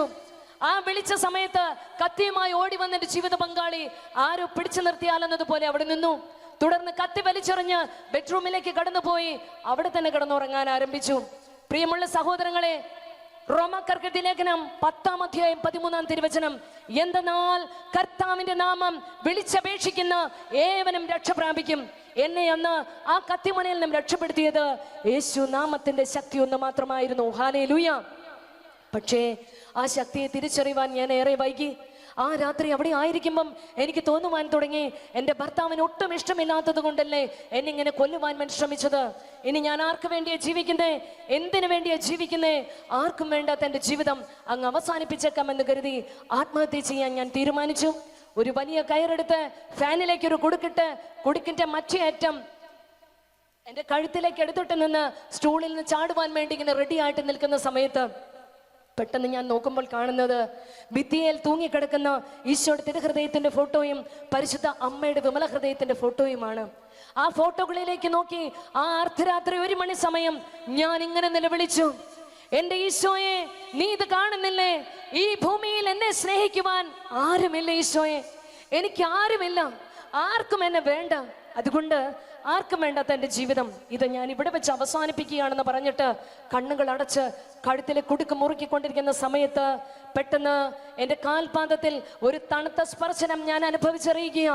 ഞെട്ടിത്തിരിഞ്ഞ് താഴേക്ക് നോക്കുമ്പോൾ 1.25 വയസ്സ് മാത്രം പ്രായമുള്ള എൻ്റെ കുഞ്ഞ് ശബ്ദമുണ്ടാക്കാതെ എൻ്റെ ഇരു കാൽപാദങ്ങളിലും പിടിച്ച് കണ്ണുനീരോടുകൂടെ അവൾ എന്നോട് പറയുവാൻ തുടങ്ങി, അമ്മേ വേണ്ട അമ്മേ, ഈ കൊച്ചു കുഞ്ഞിന് എങ്ങനെ തിരിച്ചറിയുവാൻ സാധിക്കും ഞാൻ ആത്മഹത്യ ചെയ്യാൻ പോവുകയാണെന്നുള്ളത്? എന്നെ സ്നേഹിക്കുന്ന ഈശോനാഥൻ പ്രാർത്ഥന വഴി ലഭിച്ച എൻ്റെ കുഞ്ഞിന്റെ ആത്മാവിനെ തട്ടി ഉണർത്തിക്കൊണ്ട് അവിടുന്ന് എൻ്റെ ആത്മാവിനെ ജീവനിലേക്ക് നയിക്കുകയായിരുന്നു. ഇവളെന്നെ തൊട്ട് കഴിഞ്ഞപ്പോഴേ എനിക്ക് പരിസരബോധം ഉണ്ടാകുന്നത് ഞാൻ എന്ത് പ്രവൃത്തിയായി ചെയ്യുന്നതെന്ന്. ഉടനെ തന്നെ എൻ്റെ കഴുത്തിൽ നിന്ന് കുടുക്ക് വലിച്ചെറിഞ്ഞ് സ്റ്റൂളിൽ നിന്ന് ചാടിയിറങ്ങി എൻ്റെ കുഞ്ഞിനെ മാറോട് അടുക്കി പിടിച്ചുകൊണ്ട് പൊട്ടിക്കരയുന്ന സമയത്ത് വലിയൊരു സ്വരം എൻ്റെ ഹൃദയത്തിൽ നിന്ന് ഞാൻ കേട്ടു, നീ മരിച്ചാൽ നിന്റെ ഭർത്താവിന് ഒരു ഭാര്യയെ കിട്ടിയേക്കും, പക്ഷേ നിന്റെ കുഞ്ഞിനൊരു അമ്മയെ കിട്ടുകയില്ലല്ലോ. അമ്മയില്ലാതെ ജീവിച്ച എന്റെ നമ്പരം നന്നായിട്ട് മനസ്സിലാക്കിയവളല്ലേ നീ. ഞാൻ അവിടെ വെച്ച് തീരുമാനമെടുത്തു, എനിക്ക് വേണ്ടി മരിച്ചുയർത്ത ഒരു കർത്താവുള്ളപ്പോൾ ഞാൻ എന്തിന് മരണത്തെ കുറിച്ച് ചിന്തിക്കണം? വിശുദ്ധ യോഹന്നാന്റെ സുവിശേഷം 10-ാം അധ്യായം 10-ാം തിരുവചനം, മോഷ്ടിക്കാനും കൊല്ലാനും നശിപ്പിക്കാനുമാണ് കള്ളൻ വരുന്നത്, ഞാൻ വന്നിരിക്കുന്നത് അവർക്ക് ജീവൻ ഉണ്ടാകുവാനും അത് സമൃദ്ധമായി നൽകുവാനും അത്രേ. പ്രിയമുള്ള സഹോദരങ്ങളെ, ഒരുപക്ഷെ ദാമ്പത്യ ജീവിതത്തിന്റെ പച്ചയായ വശങ്ങളിലൂടെ ജീവിക്കുമ്പം, വ്യക്തിപരമായ ജീവിതത്തിലായിക്കൊള്ളട്ടെ, ഒരുപക്ഷെ നീ ആഗ്രഹിക്കുന്ന രീതിയിൽ നിന്റെ ജീവിത പങ്കാളി നിന്നെ സ്നേഹിക്കാതിരുന്നേക്കാം. നീ ജീവിതത്തിൽ ഒരുപക്ഷെ ഒറ്റയ്ക്കായി പോയിട്ടുണ്ടാകാം. അത്രയും തകർന്ന അവസ്ഥയിലായിരിക്കാം നീ ഇപ്പോൾ ഇവിടെ ആയിരിക്കുന്നത്. നിന്നെ സ്നേഹിക്കാൻ ആരുമില്ലാത്ത അവസ്ഥയിലൂടെ നുറുങ്ങിയ ഹൃദയത്തോടു കൂടി ആയിരിക്കാം നീ ഇപ്പോൾ ഇരുന്ന് വചനം കേട്ടുകൊണ്ടിരിക്കുന്നത്. എന്നാൽ അറിഞ്ഞുകൊള്ളുക, ഹെബ്രായക്കാർക്ക് എഴുതിയ ലേഖനം 13-ാം അധ്യായം 5 മുതൽ 6 വരെയുള്ള വചനഭാഗങ്ങൾ, ഞാൻ നിന്നെ ഒരു വിധത്തിലും അവഗണിക്കുകയോ ഉപേക്ഷിക്കുകയോ ചെയ്യുകയില്ല. ഒരു മനുഷ്യനും തരാൻ പറ്റാത്ത ഉറപ്പാണ് തിരുവചനത്തിലൂടെ ദൈവമായ കർത്താവ് എനിക്കും നിങ്ങൾക്കും വേണ്ടി നൽകുന്നത്. കരമുയർത്തി പറയട്ടെ ഹല്ലേലൂയ, ശക്തിയോടെ പറയട്ടെ ഹല്ലേലൂയ. ആ രാത്രി അങ്ങനെ കടന്നുപോയി. തുടർന്നുള്ള ദിവസങ്ങളിൽ വീടിന്റെ വാടക കൊടുക്കാൻ പോലും ബുദ്ധിമുട്ടായപ്പോൾ തിരിച്ച് തറവാട്ടിലേക്ക് പോകേണ്ടതായി വന്നു. അവിടെ എന്നെ കാത്തിരുന്നത് അതിശക്തമായ സഹനങ്ങളായിരുന്നു. ശാരീരികമായും മാനസികമായും ഞാൻ ഏറെ മുറിക്കപ്പെട്ടു. പട്ടിണി കിടന്ന ദിവസങ്ങളിലൂടെ ഞാൻ കടന്നു പോകാൻ തുടങ്ങി. ഭക്ഷണമില്ലാഞ്ഞിട്ടല്ല, അതെടുത്തു കഴിക്കുവാനുള്ള സ്വാതന്ത്ര്യം പലപ്പോഴും അവിടെ നിഷേധിക്കപ്പെട്ടിരുന്നതിനാൽ, വിശന്ന വയറോടുകൂടി ആയിരുന്നുകൊണ്ട്, എൻ്റെ ശരീരത്തിലെ മുറിപ്പാടുകൾ നോക്കിക്കൊണ്ടിരുന്നു കൊണ്ട്, മദ്യപിച്ച് ബോധരഹിതനായി കിടന്നുറങ്ങുന്ന എൻ്റെ ജീവിത പങ്കാളിയുടെ കരങ്ങൾ ഈ കരങ്ങൾക്കുള്ളിൽ എടുത്തു വെച്ച് കണ്ണുനീരോടുകൂടെ രാത്രിയുടെ യാമങ്ങളിൽ ജപമാല ചൊല്ലി ഞാൻ പ്രാർത്ഥിച്ചു കൊണ്ടിരുന്നു. ഏറെ നേരം പ്രാർത്ഥിച്ചും എൻ്റെ സങ്കടങ്ങൾ പറഞ്ഞും കഴിയുമ്പം പല രാത്രികളിലും എനിക്ക് എൻ്റെ അമ്മയെ കാണണമെന്ന് തോന്നിയിട്ടുണ്ട്. എൻ്റെ സങ്കടങ്ങൾ ആരോടെങ്കിലും ഒന്ന് പങ്കുവെക്കണമെന്ന് തോന്നിയിട്ടുണ്ട്. പക്ഷേ ഒരു മനുഷ്യ വ്യക്തിയുടെ അരികിലേക്ക് ഞാൻ ഓടിപ്പോയിട്ടില്ല. പ്രിയമുള്ള സഹോദരങ്ങളെ, എനിക്ക് എൻ്റെ പെറ്റമ്മയെ കാണണമെന്ന് തോന്നുമ്പോൾ, എൻ്റെ സങ്കടങ്ങൾ ആരോടെങ്കിലും പങ്കുവെക്കണമെന്ന് തോന്നുമ്പോൾ, മുറിക്കുള്ളിലുള്ള പരിശുദ്ധ അമ്മയുടെ ചിത്രം മാറോട് അടുക്കി പിടിച്ചുകൊണ്ട് പൊട്ടിക്കരഞ്ഞ് ഞാൻ പ്രാർത്ഥിക്കാൻ തുടങ്ങി. എൻ്റെ സങ്കടങ്ങൾ ഒരു വ്യക്തിയോടെന്നതുപോലെ ഞാൻ പറയാൻ തുടങ്ങി. ഏറെ നേരം കരഞ്ഞും പ്രാർത്ഥിച്ചും കഴിയുമ്പം വലിയൊരു ശക്തി എന്നിൽ വന്ന് നിറയുന്നത് ഞാൻ അനുഭവിച്ചറിഞ്ഞിട്ടുമുണ്ട്.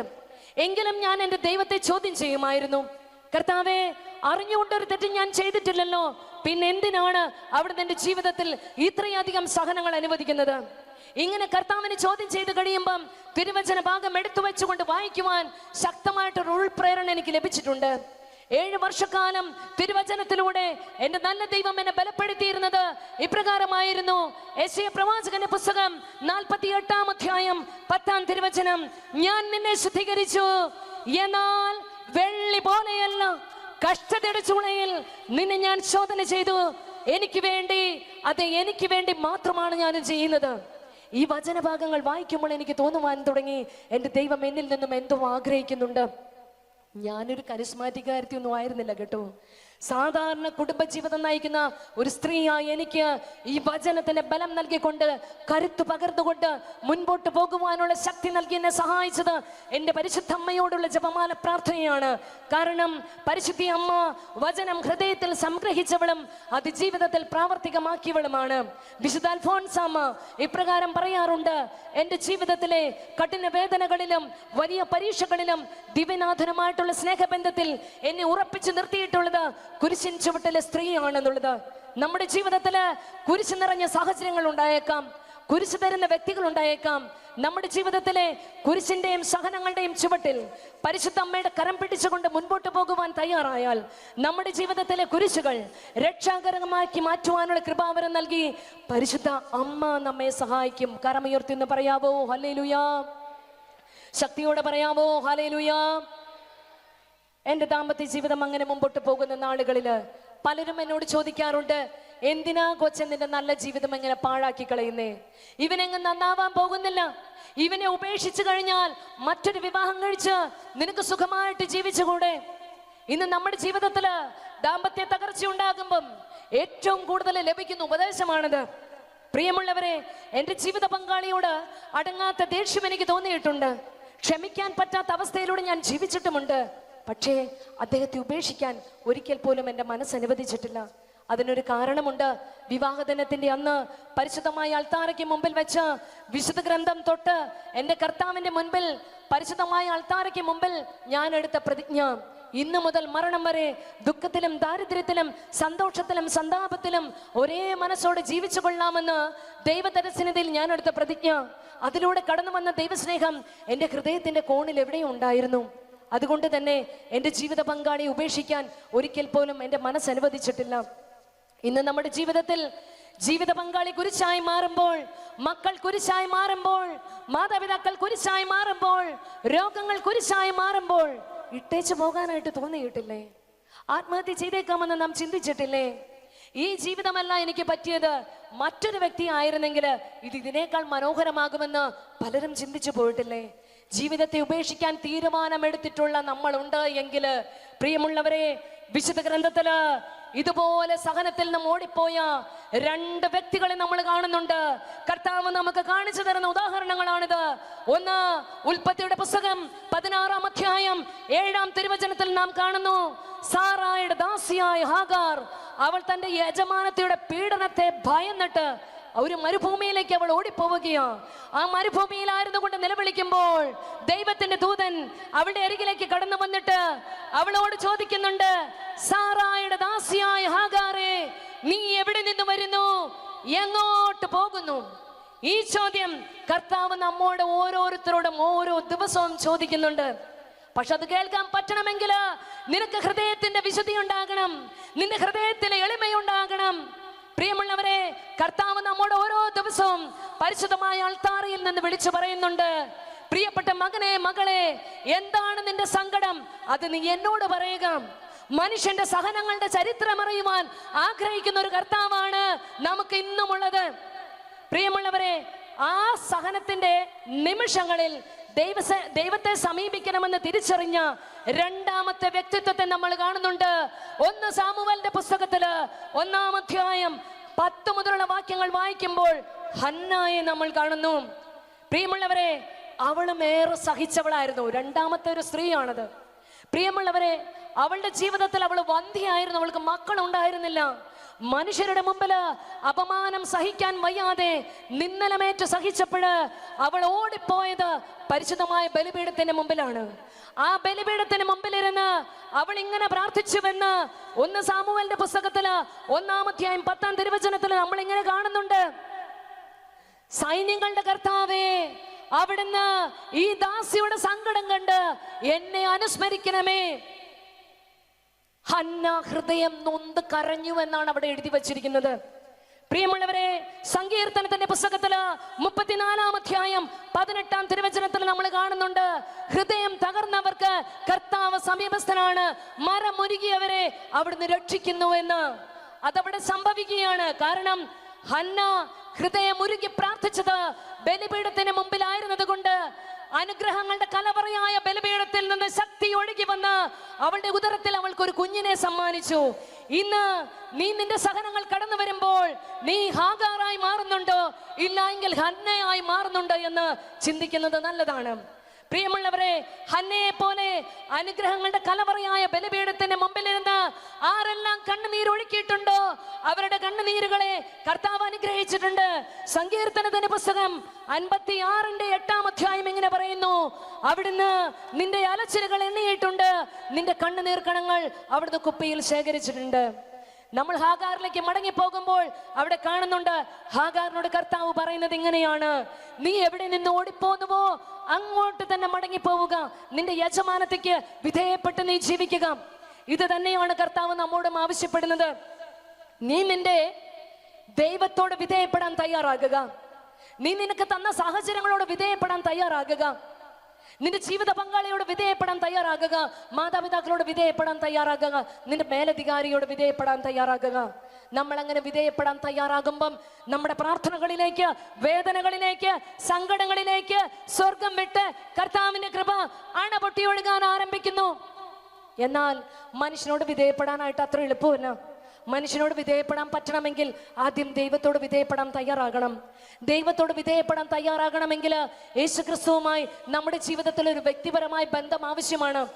യേശുക്രിസ്തുവുമായി വ്യക്തിപരമായ ബന്ധത്തിൽ ജീവിക്കാത്ത വ്യക്തികൾക്ക് ദൈവം നൽകിയ വിളിയോട് മടുപ്പ് തോന്നും. അത് സന്യസ്ത ജീവിതമായിക്കൊള്ളട്ടെ, കുടുംബ ജീവിതമായിക്കൊള്ളട്ടെ. യേശുക്രിസ്തുവുമായി വ്യക്തിപരമായ ബന്ധത്തിൽ ജീവിക്കാത്ത വ്യക്തികൾക്ക് ഇട്ടേച്ചു പോകാനായിട്ട് തോന്നും. എങ്ങനെയാണ് യേശുക്രിസ്തുവുമായിട്ടുള്ള വ്യക്തിപരമായ ബന്ധത്തിൽ ജീവിക്കാൻ നമുക്ക് സാധിക്കുക?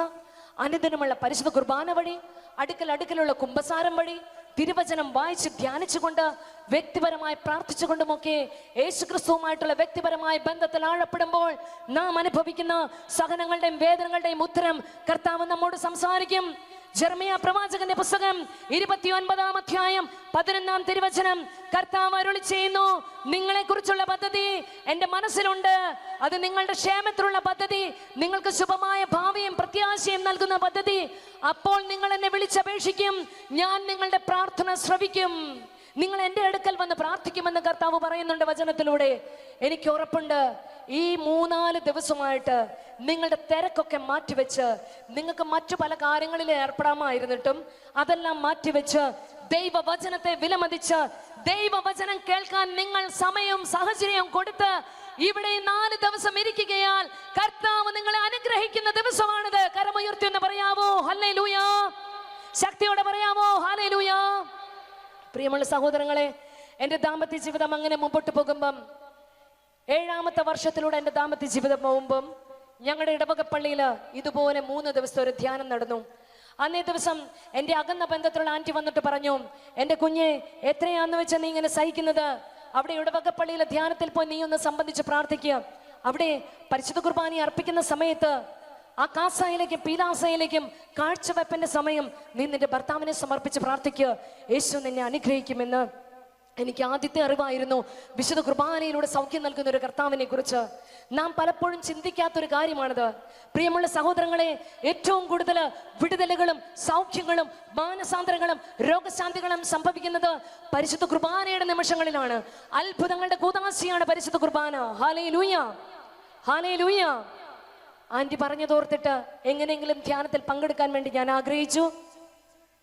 അങ്ങനെ വലിയ പ്രതീക്ഷയോടുകൂടെ ഞാൻ ആ ധ്യാനത്തിൽ പങ്കെടുക്കാൻ വേണ്ടി കടന്നു ചെല്ലുമ്പം ദേവാലയത്തില് പരിശുദ്ധ കുർബാന ആരംഭിച്ചിരുന്നു. പള്ളിയിൽ നല്ല തിരക്കായിരുന്നത് കൊണ്ട് ഏറ്റവും ബാക്കില് വാതിലിന്റെ അരികില് മുട്ടുകുത്തി കുരിശ് വരച്ച് കരം കുപ്പിപ്പിടിച്ച് പ്രാർത്ഥിക്കുന്ന ഞാൻ ശ്രദ്ധിച്ചത് തിരുവചന ഭാഗം വായിക്കുന്ന സമയത്ത് ഞാൻ അവിടെ ചെന്നതെന്ന് എനിക്ക് മനസ്സിലായി. അത് കഴിഞ്ഞപ്പോൾ തന്നെ കാഴ്ചവെപ്പിനുള്ള സമയമായി. ബഹുമാനപ്പെട്ട വൈദികൻ ജനങ്ങളോട് ഇങ്ങനെ പറയുവാൻ തുടങ്ങി, മക്കളെ, ഇതാ യേശുവിന്റെ തിരുശരീരവും തിരുരക്തവും.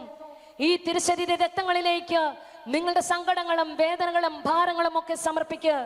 കർത്താവ് ഏറ്റെടുത്ത് അനുഗ്രഹിക്കാൻ പോകുന്നു എന്ന് പറഞ്ഞ് അദ്ദേഹം ജനങ്ങളെ ഒരുക്കി പ്രാർത്ഥിക്കാൻ തുടങ്ങിയപ്പം പെട്ടെന്ന് എൻ്റെ ആന്റി പറഞ്ഞത് ഞാൻ ഓർത്തു, കാസായിലേക്കും പീലാസായിലേക്കും സങ്കടങ്ങൾ സമർപ്പിച്ചാൽ കർത്താവ് അത് ഏറ്റെടുക്കുമെന്ന്. ഞാൻ മുട്ടുകുത്തി കരം കുപ്പി പിടിച്ചുകൊണ്ട് അൾത്താരയിലേക്ക് നോക്കി ഇങ്ങനെ പ്രാർത്ഥിച്ചു, ഈശോയെ, ഈ തിരുശരീര രക്തങ്ങൾക്ക് ശക്തിയുണ്ട് എന്ന് ഞാൻ വിശ്വസിക്കുന്നു. ഈ തിരുശരീര രക്തങ്ങളിലേക്ക് മദ്യപാനിയായ എൻ്റെ ഭർത്താവിനെ സമർപ്പിക്കുന്നു. അദ്ദേഹത്തിന്റെ മേൽ കരുണയായിരിക്കണമേ എന്ന് ഞാൻ പ്രാർത്ഥിച്ചുകൊണ്ടിരിക്കുന്ന സമയം മുട്ടുകുത്തി കരം കൂപ്പി പിടിച്ച് പ്രാർത്ഥിച്ചുകൊണ്ടിരിക്കുന്ന എൻ്റെ കണ്ണുകള് ഞാൻ അറിയാതെ ഒന്ന് അടഞ്ഞുപോയി. എൻ്റെ കണ്ണുകൾ അടഞ്ഞുപോയി. ആ സെക്കൻഡിൽ തന്നെ എൻ്റെ വലത്ത് തോളിൽ ശക്തമായിട്ട് ആരോ സ്പർശിക്കുന്നത് ഞാൻ അനുഭവിച്ചറിഞ്ഞു. എന്നെ തൊട്ടിരിക്കുന്നത് ആരാണെന്ന് കണ്ണ് തുറന്ന് നോക്കണമെന്നുണ്ട്. കണ്ണ് തുറക്കാൻ എനിക്ക് സാധിക്കുന്നില്ല. എന്നെ തൊട്ടിരിക്കുന്ന വ്യക്തിയുടെ ശക്തിയെ താങ്ങാൻ സാധിക്കാതെ ഞാൻ അവിടെ നിന്ന് കിലുകില വിറയ്ക്കാൻ തുടങ്ങി. അതിശക്തമായ ചൂട് ശിരസ് മുതൽ കാൽപാദം വരെ പൊതിയുന്ന പൊള്ളുന്ന ഒരു അനുഭവത്തിലൂടെ ആ സെക്കൻഡുകളിൽ ഞാൻ കടന്നുപോയപ്പോൾ ജീവിതത്തിൽ ഇതുവരെ കേൾക്കാത്ത സ്നേഹം നിറഞ്ഞൊരു സ്വരം എൻ്റെ കാതുകളിൽ പതിച്ചു.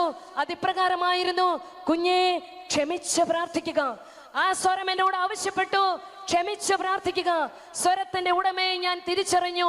എന്നെ സ്നേഹിക്കുന്ന ഈശോനാഥൻ അൾത്താര വിട്ടുകൊണ്ട് എന്റെ അരികിലേക്ക് കടന്നു വന്നിട്ട് ഈശോ കരം നീട്ടി എന്നെ സ്പർശിക്കുകയായിരുന്നു. ഹല്ലേലൂയ. ഈശോയുടെ സ്വരം കേട്ട മാത്രയിൽ എൻ്റെ ഹൃദയത്തിൽ എന്തൊക്കെയോ സംഭവിക്കാൻ തുടങ്ങി. ഞാൻ അറിയാതെ എൻ്റെ കണ്ണുകളിൽ നിന്ന് കണ്ണുനീര് ഒഴുകിയിറങ്ങാൻ തുടങ്ങി. അധരത്തിൽ നിന്നൊരു പ്രാർത്ഥന പുറത്തോട്ട് വന്നു, ഈശോയെ ഞാൻ പാപിയാണ്, ഈശോയെ എന്നോട് കരുണ തോന്നണമേ. മറ്റൊരു പ്രാർത്ഥനയും എൻ്റെ കൺമുമ്പിൽ ഉണ്ടായിരുന്നില്ല. എൻ്റെ പാപങ്ങളെ കുറിച്ച് കർത്താവ് എന്നെ ബോധ്യപ്പെടുത്തിയപ്പോൾ പൊട്ടിക്കരഞ്ഞുകൊണ്ട് ഞാൻ പ്രാർത്ഥിച്ചു, ഈശോയെ ഞാൻ പാപിയാണ്, എന്നോട് കരുണ തോന്നണമേ എന്ന് പറഞ്ഞ് പ്രാർത്ഥിക്കുമ്പോൾ ആരൊക്കെയോ എന്നെ ശ്രദ്ധിക്കുന്നുണ്ട്. ഇതൊന്നും ഗവനിക്കാതെ ഞാൻ അവിടെ നിന്ന് പ്രാർത്ഥിച്ചു. 3 ദിവസത്തെ ധ്യാനത്തിലും മറ്റൊന്നും പ്രാർത്ഥിക്കാൻ എനിക്കുണ്ടായിരുന്നില്ല. ധ്യാനം കഴിഞ്ഞപ്പോൾ ആളുകളെല്ലാം പുറത്തോട്ട് പോവാൻ തുടങ്ങിയപ്പോൾ ബഹുമാനപ്പെട്ട ധ്യാന ഗുരു ഇങ്ങനെ പറഞ്ഞു, മക്കളെ ധ്യാനമൊക്കെ അവസാനിച്ചു, ഇനിയാണ് നിങ്ങളുടെ ജീവിതത്തിൽ ധ്യാനം ആരംഭിക്കുന്നത്. അതുകൊണ്ട് സക്കേവൂസ് യേശുവിനെ ഭവനത്തിലേക്ക് കൂട്ടിക്കൊണ്ട് പോയതുപോലെ നിങ്ങളും ഈശോയെ കൂട്ടിക്കൊണ്ട് വേണം കേട്ടോ ഭവനങ്ങളിലേക്ക് പോകാൻ. ഞാൻ ആ സക്രായിലേക്ക് നോക്കി ഈശോയോട് ഇങ്ങനെ പ്രാർത്ഥിച്ചു, കർത്താവേ അവിടുന്ന് എന്നോടൊപ്പം എൻ്റെ ഭവനത്തിലേക്കും കടന്നു വരണമേ. പറഞ്ഞറിയിക്കാൻ പറ്റാത്തൊരു ശക്തി ആ ദേവാലയത്തിന്റെ പടിവിട്ടിറങ്ങുമ്പോൾ എൻ്റെ കൂടെ സഞ്ചരിക്കുന്നത് ഞാൻ അനുഭവിച്ചറിഞ്ഞു. തിരിച്ച് ഞാൻ വീട്ടിലേക്ക് കടന്നു ചെല്ലുമ്പോൾ ഒരുപക്ഷെ നിങ്ങൾ ഓർക്കുന്നുണ്ടാകും, എൻ്റെ ജീവിത പങ്കാളി മദ്യപാനമൊക്കെ മാറി ഡീസൻ്റായിട്ട് അങ്ങ് നിൽക്കുകയാണെന്ന്. നമ്മളൊക്കെ അങ്ങനെയാണ്. ഒരു ഏകദിന ധ്യാനത്തിൽ പങ്കെടുത്തു കഴിഞ്ഞാൽ, ഒരു 3 ദിവസത്തെ കൺവെൻഷനിൽ പങ്കെടുത്തു കഴിഞ്ഞാൽ നമ്മൾ പ്രാർത്ഥിക്കുന്ന അപ്പോൾ തന്നെ നമ്മുടെ പ്രാർത്ഥനയ്ക്ക് കർത്താവ് ഉത്തരം തരണമെന്ന് നാം ഒക്കെ ശാഠ്യം പിടിക്കാറുണ്ട്. പക്ഷേ യേശു ക്രിസ്തു ഒരു വ്യക്തിയുടെ ജീവിതത്തിൽ പ്രവേശിച്ചു കഴിഞ്ഞാൽ ഉടൻ തന്നെ അത്ഭുതം പ്രവർത്തിക്കണമെന്ന് യാതൊരു നിർബന്ധവുമില്ല. ദൈവസ്നേഹത്തിൽ വ്യാപരിക്കുവാൻ ഓരോ മകനെയും മകളെയും ദൈവം അനുഗ്രഹിക്കും. ദൈവ കൽപ്പനകളോട് വിശ്വസ്തയുള്ളവരായിരിക്കുവാൻ, കൂദാശകളോട് വിശ്വസ്തയുള്ളവരായിരിക്കുവാൻ ഓരോ വ്യക്തിയെയും ദൈവം അനുഗ്രഹിക്കും. അതിനുശേഷമാണ് കർത്താവിന്റെ അത്ഭുത പ്രവർത്തികൾ നമ്മുടെ ജീവിതത്തിൽ നമുക്ക് സ്വീകരിക്കാനായിട്ട് സാധിക്കുക. പ്രിയമുള്ള സഹോദരങ്ങളെ, ജോഷുവയുടെ പുസ്തകം 3-ാം അധ്യായം 5-ാം തിരുവചനം, നിങ്ങളെ തന്നെ വിശദീകരിക്കുവിൻ, നാളെ നിങ്ങളുടെ ഇടയിൽ കർത്താവ് അത്ഭുതങ്ങൾ പ്രവർത്തിക്കും. ദൈവം നിന്റെ ജീവിതത്തെ വിശദീകരിക്കുന്നത് സഹനങ്ങളിലൂടെയാണെങ്കിൽ, സഹനത്തിന്റെ നിമിഷങ്ങളിൽ സഹനം തരുന്ന വ്യക്തികളെ ഓർത്ത്, സാഹചര്യങ്ങളെ ഓർത്ത്, രോഗങ്ങളെ ഓർത്ത്, കടബാധ്യതകളെ ഓർത്ത് ദൈവത്തിന്റെ സന്നിധിയിൽ നന്ദി പറഞ്ഞുകൊണ്ട് നീ പ്രാർത്ഥിക്കുമ്പോൾ സഹനം ദൈവകരങ്ങൾ നാം സ്വീകരിക്കുന്ന മകനും മകളുമായി നാം ഓരോരുത്തരും മാറ്റപ്പെടുന്നു. അങ്ങനെ സഹനം കൃപയായി മാറ്റപ്പെടുന്നു. കരമുയർത്തി എന്ന് പറയാമോ? ഹല്ലേലൂയ. അപ്രകാരം നാം സഹനത്തിന്റെ നിമിഷങ്ങളിൽ നന്ദി പറഞ്ഞ് പ്രാർത്ഥിക്കുമ്പോൾ നാം എങ്ങനെയായിരിക്കുന്നറിയാമോ? കർത്താവിന്റെ ഉള്ളം കൈക്കകത്ത നമ്മൾ വിചാരിക്കും വേദന വരുന്ന സമയത്ത് കർത്താവ് നമ്മൾ ഇട്ടേച്ചു പോയിന്ന്. പ്രിയമുള്ളവരെ, നമ്മുടെ സ്ഥാനം വേദനിക്കുന്ന സമയത്ത് ഈശോയുടെ ഉള്ളം കൈക്കകത്ത് നമുക്ക് എല്ലാവർക്കും ഒരു ബലഹീനതയുണ്ട്, അല്ലേ പ്രിയമുള്ളവരെ? എന്നാൽ യേശു ക്രിസ്തുവിന് ഒരു ബലഹീനതയുണ്ട്. യേശുവിന്റെ ബലഹീനത എന്താണെന്നറിയാമോ? മനുഷ്യന്റെ കണ്ണുനീരിനെ കടന്നു പോകാത്തവനാണ് കർത്താവ്. ഏതെങ്കിലും ഒരു മനുഷ്യൻ കരയുന്നത് കണ്ടാൽ അവനെ അനുഗ്രഹിച്ചിട്ടല്ലാതെ കർത്താവ് ഇതുവരെ കടന്നു പോയിട്ടില്ല. ബൈബിളിലുടനീളം നമ്മൾ കാണുന്നുണ്ട്, കരഞ്ഞ് പ്രാർത്ഥിച്ച ഓരോ വ്യക്തിയുടെ ജീവിതത്തിലും സൗഖ്യം കൊടുത്തുകൊണ്ട് കടന്നുപോയ ഒരു കർത്താവിനെ കുറിച്ച്. Hallelujah, hallelujah. പ്രിയമുള്ള സഹോദരങ്ങളെ, സഹനത്തിന്റെ നിമിഷങ്ങളിൽ നമുക്ക് സംഭവിക്കുന്നത് നാം ദൈവത്തോട് ചേർന്ന് നിൽക്കുന്ന മക്കളായി മാറ്റപ്പെടുകയാണ്. അങ്ങനെ ദൈവത്തോട് ചേർന്ന് നിൽക്കുമ്പോൾ യാക്കോബ് ശ്ലീഹ എഴുതിയ ലേഖനത്തില് 4-ാം അധ്യായം 8-ാം തിരുവചനം, നിങ്ങൾ ദൈവത്തോട് ചേർന്ന് നിൽക്കുവിൻ, അവിടുന്ന് നിങ്ങളോടും ചേർന്ന് നിൽക്കും. കർത്താവ് നമ്മളോട് ചേർന്ന് നിൽക്കുന്ന ഒരു അനുഭവം നമുക്ക് ലഭിക്കും. വീണ്ടും അങ്ങനെ ചേർന്ന് നിൽക്കുന്ന വ്യക്തിയുടെ ജീവിതത്തിൽ ലഭിക്കുന്ന ഒരു അനുഗ്രഹത്തെ കുറിച്ച് നമ്മൾ കാണുന്നുണ്ട്. സങ്കീർത്തനത്തിന്റെ പുസ്തകം 91 അധ്യായം 14 തിരുവചനം. അവൻ സ്നേഹത്തിൽ എന്നോട് ഒട്ടി നിൽക്കുന്നതിനാൽ ഞാൻ അവനെ രക്ഷിക്കും. ഹല്ലേലൂയ. അവൻ എന്നെ വിളിച്ചപേക്ഷിക്കുമ്പോൾ ഞാൻ ഉത്തരമരുളും. അവന്റെ കഷ്ടതയിൽ നിന്ന് ഞാൻ അവനെ മോചിപ്പിക്കുമെന്ന് വചനം എഴുതി വെച്ചിരിക്കുന്നു. പ്രിയമുള്ളവരെ, കർത്താവിനെ വിളിച്ചപേക്ഷിക്കുന്നവരുടെ ജീവിതത്തിലാണ് കഷ്ടതകളിൽ നിന്ന് കർത്താവ് കരം പിടിച്ചെഴുന്നേൽപ്പിക്കുന്നത്. കരം ഉയർത്തുമെന്ന് പറയാവോ? ഹല്ലേലൂയ. ശക്തിയോടെ പറയാവോ? ഹല്ലേലൂയ. തിരിച്ച് ഞാൻ വീട്ടിലേക്ക് കടന്നു ചെന്നപ്പം എൻ്റെ സഹനം നിറഞ്ഞ സാഹചര്യത്തിന് മാറ്റമില്ല, എൻ്റെ ജീവിത പങ്കാളിക്ക് മാറ്റമില്ല, കുടുംബാന്തരീക്ഷത്തിന് മാറ്റമില്ല. പക്ഷേ സഹനം സ്വീകരിച്ച എന്നെ വചനം സ്വീകരിച്ചപ്പോൾ സഹനം സ്വീകരിക്കാനുള്ള കരുത്ത് നൽകി കർത്താവ് എന്നെ അഭിഷേകം ചെയ്തിരുന്നു. പതിവ് പോലെ മറ്റുള്ളവർ എന്നെ കുറ്റപ്പെടുത്തിയപ്പോഴും പട്ടിണി കിടത്തിയപ്പോഴും ശാരീരികമായി മാനസികമായി മുറിവേൽപ്പിച്ചപ്പോഴും ഉള്ളിലിരുന്ന ഈശോ എന്നെ ഇങ്ങനെ പഠിപ്പിക്കാൻ തുടങ്ങി.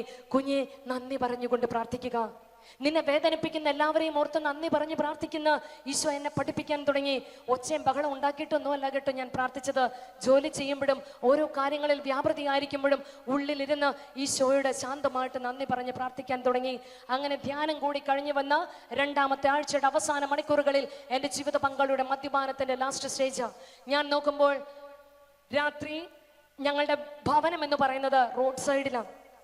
രാത്രി ഏറെയായി, 12 മണിയായിട്ടും അദ്ദേഹം വീട്ടിൽ കയറി വരുന്നില്ല.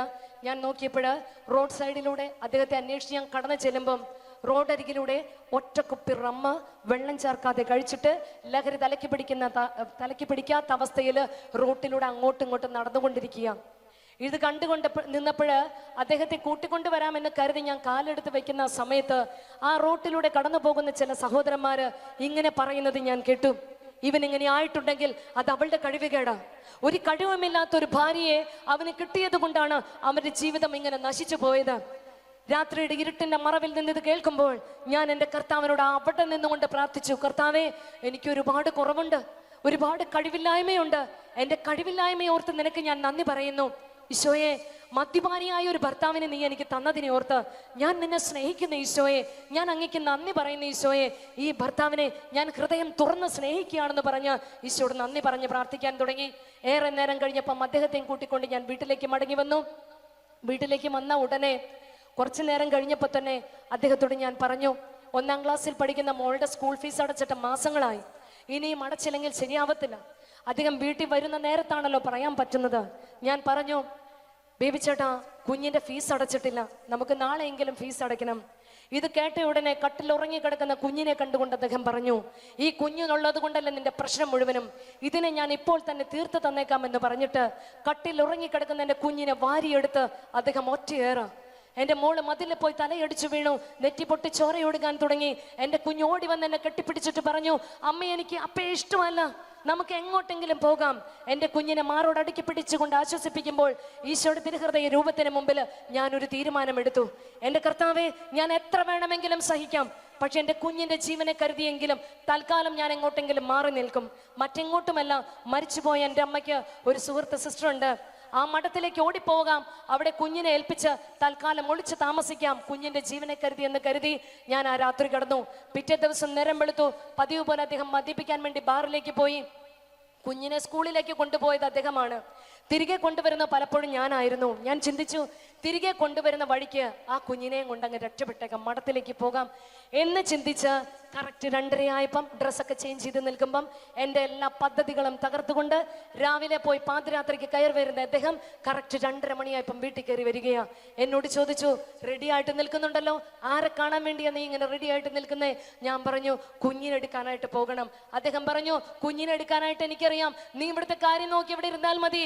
ഒരു നിമിഷ നേരത്തേക്ക് ഞാൻ ചിന്തിച്ചു പോയി കേട്ടോ, എൻ്റെ കർത്താവേ, ഒരു തരത്തിലും രക്ഷപ്പെടാനായിട്ട് നീ എന്നെ അനുവദിക്കത്തില്ലേ എന്ന് ഞാൻ ചിന്തിച്ചു പോയി. പ്രിയമുള്ള സഹോദരങ്ങളെ, നമ്മുടെ ചിന്തകളും പദ്ധതികളും തകർന്നടിയുമ്പോഴാണ് കർത്താവിന്റെ ചിന്തകളിലേക്ക്, പദ്ധതികളിലേക്ക് നമ്മുടെ ജീവിതം പ്രവേശിക്കാൻ തുടങ്ങുന്നത് എന്നുള്ള സ്വർഗീയ രഹസ്യം മനസ്സിലാക്കിക്കൊള്ളുക. കുഞ്ഞിനെടുക്കാനായി കടന്നുപോയി അദ്ദേഹം ഏറെ നേരം കഴിഞ്ഞിട്ട് മടങ്ങി വന്നില്ല. ഏകദേശം ഒരു 8 മണിയായപ്പം അദ്ദേഹം ബൈക്കിന് വീട്ടിൽ വന്ന് നിന്നു. ഞാൻ നോക്കിയപ്പോൾ അദ്ദേഹത്തിന്റെ കൂടെ കുഞ്ഞിലായിരുന്നു. ഞാൻ ചോദിച്ചു, മോൾ എവിടെ? അദ്ദേഹം പറഞ്ഞു കേറിട് വണ്ടിയിലേക്ക്. ഞാൻ നോക്കിയപ്പോഴ് കൂടെ മോളില്ലല്ലോ. കുഞ്ഞിനെ കണ്ടുപിടിക്കുക എന്നുള്ള ലക്ഷ്യമായിട്ട് ബൈക്കിന്റെ പുറകിൽ മറ്റൊന്നും പറയാതെ കയറിയിരുന്നു. വണ്ടി നേരെ ചെന്ന് നിന്നത് മോള് പഠിക്കുന്ന സ്കൂളിന്റെ ഗേറ്റിന്റെ ഫ്രണ്ടിലാണ്. അതിന്റെ നേരെ ഓപ്പോസിറ്റ് ഗേറ്റുള്ള വീട്ടിലാണ് ഞങ്ങളുടെ അമ്മായിയുടെ മകനും ഭാര്യയും താമസിക്കുന്നത്, ഞങ്ങളുടെ ബന്ധുക്കാർ താമസിക്കുന്നത്. ഞാൻ നോക്കുമ്പോൾ അവരുടെ വീടിന്റെ മുറ്റത്ത് നിന്ന് അവരുടെ കുഞ്ഞിന്റെ കൂടെ എൻ്റെ കുഞ്ഞ് കളിക്കുന്നത് കണ്ടു. എനിക്ക് സമാധാനമായി, കുഞ്ഞിവിടെയുണ്ട്. പിന്നെ എന്തിനായിരിക്കും എന്നെ വിളിച്ചിട്ടുണ്ടാവുക എന്നുള്ള ആകുല ചിന്തയുമായിട്ട് ആ ഭവനത്തിലേക്ക് പ്രവേശിക്കുമ്പോൾ ഞങ്ങളുടെ ബന്ധുക്കാരെ കൂടാതെ മറ്റൊരു സഹോദരൻ ജപമാലയും കരങ്ങളിൽ എന്തിക്കൊണ്ടിരിക്കുന്നുണ്ടായിരുന്നു. അദ്ദേഹം എന്നോട് പറഞ്ഞു, ഞാൻ ബോംബെയിൽ താബോർ ധ്യാന കേന്ദ്രത്തിലുള്ള വ്യക്തിയാണ്. കഴിഞ്ഞ 6 മാസക്കാലമായി കർത്താവ് എനിക്കൊരു സന്ദേശം നൽകുന്നു, ഒരു ബേബിക്ക് വേണ്ടി പ്രാർത്ഥിക്കാൻ. എന്നാൽ കഴിഞ്ഞ ആഴ്ചയുടെ അവസാന മണിക്കൂറുകളിലാണ് ഈശോ പറയുന്നത് ആലുവായ്ക്ക് പോവുക, ബേബിയെ കാണുക എന്ന്. ഞാൻ എൻ്റെ സുഹൃത്തായ വ്യക്തിയുടെ വീട്ടിൽ കടന്നു വന്ന ഞാൻ അപ്രതീക്ഷിതമായിട്ട് ഈ സ്കൂളിന്റെ ഗേറ്റിന്റെ ഫ്രണ്ടിൽ വെച്ച് കുഞ്ഞിനെ സ്കൂളിലാക്കാൻ വന്ന നിന്റെ ഭർത്താവിനെ കണ്ടുമുട്ടി. അവനുമായി പരിചയപ്പെട്ടപ്പോൾ എനിക്ക് മനസ്സിലായി, ഇത് തന്നെയാണ് ഈശോ എന്നെ പ്രാർത്ഥിക്കാൻ ഏൽപ്പിച്ചിരിക്കുന്ന വ്യക്തി എന്നുള്ളത്. ഞാൻ അവന് വേണ്ടി പ്രാർത്ഥിച്ചു, നല്ലൊരു കൗൺസിലിംഗ് ഒക്കെ കൊടുത്തിട്ടുണ്ട്. ആ കൗൺസിലിംഗിന്റെ നിമിഷങ്ങളിൽ ഈശോ അവനെ സ്പർശിച്ചിട്ടുണ്ട്. ഹല്ലേലൂയ. പ്രിയമുള്ള സഹോദരങ്ങളെ, എന്റെ ജീവിതത്തിൽ ഞാൻ അനുഭവിച്ച സഹനങ്ങളെ ഓർത്ത് എപ്പോൾ മുതൽ ദൈവത്തിന്റെ സന്നിധിയിൽ ഞാൻ നന്ദി പറഞ്ഞ് പ്രാർത്ഥിക്കുവാൻ തുടങ്ങിയോ, അപ്പോൾ മുതൽ എന്റെ ദൈവം എന്നെ ഓർക്കുവാനിടയായി തീർന്നു, എന്റെ ദൈവം എന്നെ അനുഗ്രഹിക്കുവാനിടയായി തീർന്നു. ആ സഹോദരൻ എന്നോട് പറഞ്ഞു, എന്റെ കുഞ്ഞെ, നീ ഒരുപാട് സഹിച്ചതല്ലേ, ഒരുപാട് ക്ഷമിച്ചതല്ലേ, നിന്റെ പുതിയ തീരുമാനമൊക്കെ മാറ്റിവെച്ചിട്ട് നിന്റെ കർത്താവിന് വേണ്ടി നിനക്കൊന്ന് പൂർണ്ണമായിട്ട് ക്ഷമിച്ചുകൂടെ എന്ന് പറഞ്ഞിട്ട് അദ്ദേഹം എന്റെ ശിരസിൽ കരങ്ങൾ വെച്ചുകൊണ്ട് പ്രാർത്ഥിക്കാൻ ആരംഭിച്ചു. കർത്താവായ യേശുക്രിസ്തുവിന്റെ നാമത്തിൽ ഇപ്പോൾ ഞാൻ നിനക്ക് വേണ്ടി പ്രാർത്ഥിക്കുന്നു. ഈ നിമിഷം യേശുവിന്റെ നാമത്തിന്റെ ശക്തിയാൽ നീ നിന്റെ ജീവിത പങ്കാളിയോടും കുടുംബാംഗങ്ങളോടും പൂർണ്ണമായി ക്ഷമിക്കുക എന്ന് പറഞ്ഞുകൊണ്ട് പ്രാർത്ഥിച്ചപ്പോൾ, പ്രിയമുള്ള സഹോദരങ്ങളെ, എന്റെ ജീവിത പങ്കാളിയോടും കുടുംബാംഗങ്ങളോടും പൂർണ്ണമായും ക്ഷമിക്കാനുള്ള കൃപാവരം നൽകി ഈശോ എന്നെ അനുഗ്രഹിച്ചു. ഹല്ലേലൂയ. എന്റെ കർത്താവ് എന്നെ അപ്രകാരം അനുഗ്രഹിച്ചപ്പോൾ, അതിനുള്ള ശക്തി നൽകി ദൈവം എന്നെ അനുഗ്രഹിച്ചപ്പോൾ, ഞാൻ അതിനുള്ള മനസ്സ് കാണിച്ചപ്പോൾ മറ്റൊരു അത്ഭുതം അവിടെ സംഭവിക്കുകയാണ്. 7 വർഷക്കാലമായി എന്നെ പീഡിപ്പിച്ചിരുന്ന മൂത്രാശയ സംബന്ധമായിട്ടുള്ള രോഗം, ആ സമയത്ത് എൻ്റെ രോഗം വളരെയധികം കൂടുതലായിരുന്നു. വിട്ടുമാറാത്ത പനി എനിക്കുണ്ടായിരുന്നു. എൻ്റെ ശരീരം മുഴുവൻ നീര് വെച്ചിരുന്നു. യൂറിൻ പാസ് ചെയ്യുമ്പോൾ യൂറിന് പകരം പുറത്തോട്ട് വന്നുകൊണ്ടിരുന്ന ബ്ലഡ് ആയിരുന്നു. എന്നെ ചികിത്സിച്ച ഡോക്ടേഴ്സ് പറഞ്ഞു, ഉറപ്പായിട്ടും നിന്റെ കിഡ്നിയിൽ ക്യാൻസർ ഉണ്ട്, ഇല്ല എങ്കിൽ നിന്റെ ബ്ലാഡറിൽ ട്യൂമർ വളരുന്നുണ്ട്. എന്ത് തന്നെയായാലും സ്കാൻ ചെയ്തിട്ട് തീരുമാനിക്കാം ഏത് ട്രീറ്റ്മെന്റ് വേണമെന്ന്. സ്കാനിങ്ങിന് പണമില്ലാതെ, ഒരു പെയിൻ കില്ലർ വാങ്ങി കഴിക്കാൻ വേണ്ടിയുള്ള പണം പോലും ഇല്ലാതെ, സർവ്വ മനുഷ്യരാലും ഉപേക്ഷിക്കപ്പെട്ട സാഹചര്യത്തിലാണ് ദൈവദൂതനെ പോലെ ഈ സഹോദരൻ ഞങ്ങളുടെ അരികിലേക്ക് കടന്നു വരിക. പ്രിയമുള്ള സഹോദരങ്ങളെ, മനുഷ്യനിലുള്ള ആശ്രയം നാം എപ്പോൾ ഉപേക്ഷിക്കുന്നുവോ, ആ സെക്കൻഡിൽ സ്വർഗത്തിന്റെ ദൈവം നിന്റെ ജീവിതത്തിലേക്ക് കരങ്ങൾ നീട്ടുന്നു. കരമുയർത്തിയെന്ന് പറയാമോ? ഹല്ലേലൂയ. പ്രിയമുള്ള സഹോദരങ്ങളെ, ആ സഹോദരൻ എനിക്ക് വേണ്ടി പ്രാർത്ഥിച്ചപ്പോൾ, യേശുവിന്റെ നാമത്തിന്റെ ശക്തിയാൽ ക്ഷമിക്കുവാൻ ഞാൻ തയ്യാറായപ്പോൾ, ഡോക്ടേഴ്സ് ക്യാൻസർ ആയിരിക്കാമെന്ന് വിധി എഴുതിയ രോഗം ആ സെക്കൻഡിൽ എന്നെ വിട്ടുമാറി. എന്റെ കർത്താവ് എനിക്ക് സൗഖ്യം നൽകി അനുഗ്രഹിച്ചു. Hallelujah, hallelujah. പ്രിയമുള്ള സഹോദരങ്ങളെ, പ്രാർത്ഥനയൊക്കെ തീർന്നു. വലിയ സമാധാനത്തോടു കൂടി ഞങ്ങൾ തിരിച്ച് വീട്ടിലേക്ക് പോയി. 7 വർഷത്തിന് ശേഷം ശാന്തമായി ഞാനൊന്ന് കിടന്നുറങ്ങി. പിറ്റേ ദിവസം നേരം വെളുത്തപ്പം എൻ്റെ ജീവിത പങ്കാളിയെ കാണാനില്ല. തലേ ദിവസം പ്രാർത്ഥിച്ചത് മദ്യപിച്ചിരുന്ന അവസ്ഥയിലായിരുന്നത് കൊണ്ട് പ്രാർത്ഥിച്ചതൊക്കെ മറന്നുപോയ അദ്ദേഹം നേരെ പോയത് ബാറിലേക്കാണ്. ഇനി ഞാൻ നിങ്ങളോട് പങ്കുവെക്കുന്നത് അദ്ദേഹം എന്നോട് പങ്കുവെച്ച കാര്യങ്ങളാണ്. എൻ്റെ ജീവിത പങ്കാളി ബാറിലേക്ക് കടന്നുപോയി. മദ്യ ഗ്ലാസ്സിലേക്ക് മദ്യം ഒഴിച്ചു കൊണ്ടിരിക്കുമ്പം പെട്ടെന്ന് ഛർദ്ദിക്കാൻ വലിയൊരു തോന്നലുണ്ടായി.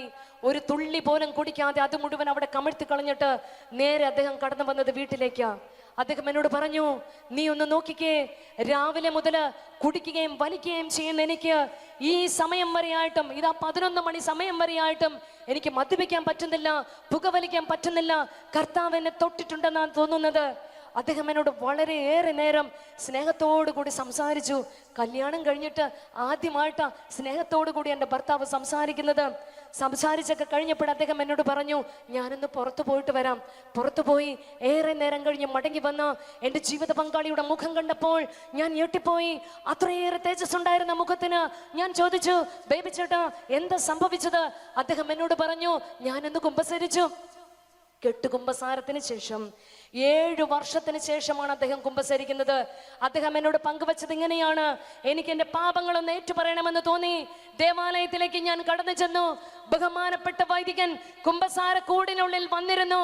ഞാൻ എൻ്റെ പാപങ്ങൾ ഏറ്റുപറയുവാൻ വേണ്ടി മുഖമുയർത്തി നോക്കിയപ്പോൾ കുമ്പസാര കൂടിനുള്ളിൽ കണ്ടത് അച്ഛനെയല്ല, മുൾമുടി അണിഞ്ഞ് ചോരയൊലിപ്പിച്ച് എന്റെ പാപങ്ങൾ കേൾക്കുവാൻ ചെവി ചായച്ചിരിക്കുന്ന യേശു ക്രിസ്തുവിനെ കണ്ണുകൾ തുറന്നുകൊണ്ട് ഞാൻ കണ്ടു. Hallelujah, hallelujah. യേശുവിന്റെ മുഖത്ത് നിന്ന് ലഭിച്ച പ്രകാശമാണ് എന്റെ ജീവിത പങ്കാളിയുടെ മുഖത്ത് എനിക്ക് ദർശിക്കാൻ സാധിച്ചത്. സങ്കീർത്തനത്തിന്റെ പുസ്തകം 34:5 അവിടുത്തെ നോക്കിയവർ പ്രകാശിതരായി. പ്രിയമുള്ള സഹോദരങ്ങളെ, ഇന്ന് ആ പ്രകാശത്തിന്റെ പാതയിൽ എന്റെ ജീവിത പങ്കാളിയും ഞാനും സഞ്ചരിക്കുമ്പോൾ 7 വർഷക്കാലത്തെ സഹനങ്ങൾ, കണ്ണുനീരണിഞ്ഞ പ്രാർത്ഥനകൾ എന്റെ ദൈവം എനിക്ക് മടക്കി തന്നത് നിസ്സാരം ഒരു അനുഗ്രഹമായിരുന്നില്ല. 21 വർഷം പഴക്കമുള്ള മദ്യപാനത്തിൽ നിന്നും, ഗുണ്ടായുസത്തിൽ നിന്നും, സകലവിധ ദുശീലത്തിൽ നിന്നും ഒറ്റ ദിവസം കൊണ്ട് അദ്ദേഹത്തിന്റെ ജീവിതത്തെ ദൈവം മാറ്റിമറിച്ചത് എന്നേക്കാൾ വലിയൊരു വചന പ്രഘോഷകനാക്കി മാറ്റിക്കൊണ്ടാണ്. ഈ കഴിഞ്ഞ 2 ദിവസവും നിങ്ങൾക്ക് മുമ്പിൽ ഈ വലിയ ചുപ്പേട്ട ചേട്ടൻ വചനം പങ്കുവച്ചില്ലായിരുന്നു. എന്റെ ജീവിത പങ്കാളിയാണത്. Hallelujah, hallelujah. യെശയ്യാ പ്രവാചകന്റെ പുസ്തകം 10-ാം അധ്യായം 11-ാം തിരുവചനം: ഇസ്രായേലിന്റെ പ്രകാശം ഒരു അഗ്നിയായും അവന്റെ പരിശുദ്ധൻ ഒരു ജ്വാലയായും മാറും. അത് ജ്വലിച്ച് അവന്റെ മുള്ളുകളും മുൾച്ചെടികളും ദഹിപ്പിച്ചു കളയും. പ്രിയമുള്ള സഹോദരങ്ങളെ, ഇന്ന് നമ്മുടെ ജീവിതത്തില് പാപത്തിന്റെ മുള്ളുകള്, വെറുപ്പിന്റെ മുള്ളുകള്, അസ്വസ്ഥതയുടെ മുള്ളുകള്, അന്ധകാരത്തിന്റെ മുള്ളുകൾ ഉണ്ടെങ്കിൽ ദൈവത്തിന്റെ പരിശുദ്ധനായവൻ ഇന്ന് നമ്മുടെ ജീവിതത്തില് അവിടുത്തെ വിളിച്ചപേക്ഷിക്കുന്ന നിമിഷം ദഹിപ്പിച്ചു കളയുക തന്നെ ചെയ്യും. നമ്മെ ഒരു പുതിയ സൃഷ്ടിയാക്കി മാറ്റുക തന്നെ ചെയ്യും. കരമുയർത്തി എന്ന് പറയാമോ? ഹല്ലേലൂയ. എന്നാൽ കർത്താവ് നമ്മോട് പറയുന്നു, ഗലാത്യക്കാർക്ക് എഴുതിയ ലേഖനം 4-ാം അധ്യായം 19-ാം തിരുവചനം: കുഞ്ഞുമക്കളെ, യേശു ക്രിസ്തു നിങ്ങളിൽ രൂപപ്പെടുന്നത് വരെ ഞാൻ നിങ്ങൾക്ക് വേണ്ടി ഈറ്റുനോവ് അനുഭവിക്കുന്നു. വിശുദ്ധ പൗലോസ് ശ്ലീഹ ഗലാത്യക്കാരെ കുറിച്ച് പറഞ്ഞൊരു കാര്യമാണിത്. ഗലാത്യക്കാർക്ക് ഒരു പ്രത്യേകതയുണ്ടായിരുന്നു. അവർ ആചാരങ്ങൾക്കും അനുഷ്ഠാനങ്ങൾക്കും നിയമങ്ങൾക്കും വളരെ പ്രാധാന്യം നൽകി പോന്നിരുന്നു. എന്നാൽ ഹൃദയത്തിൽ യേശു ക്രിസ്തുവിന് സ്ഥാനമുണ്ടായിരുന്നില്ല. അതുകൊണ്ട് പൗലോസ് ശ്ലീഹ അതിനെ ശക്തമായിട്ട് എതിർത്തു.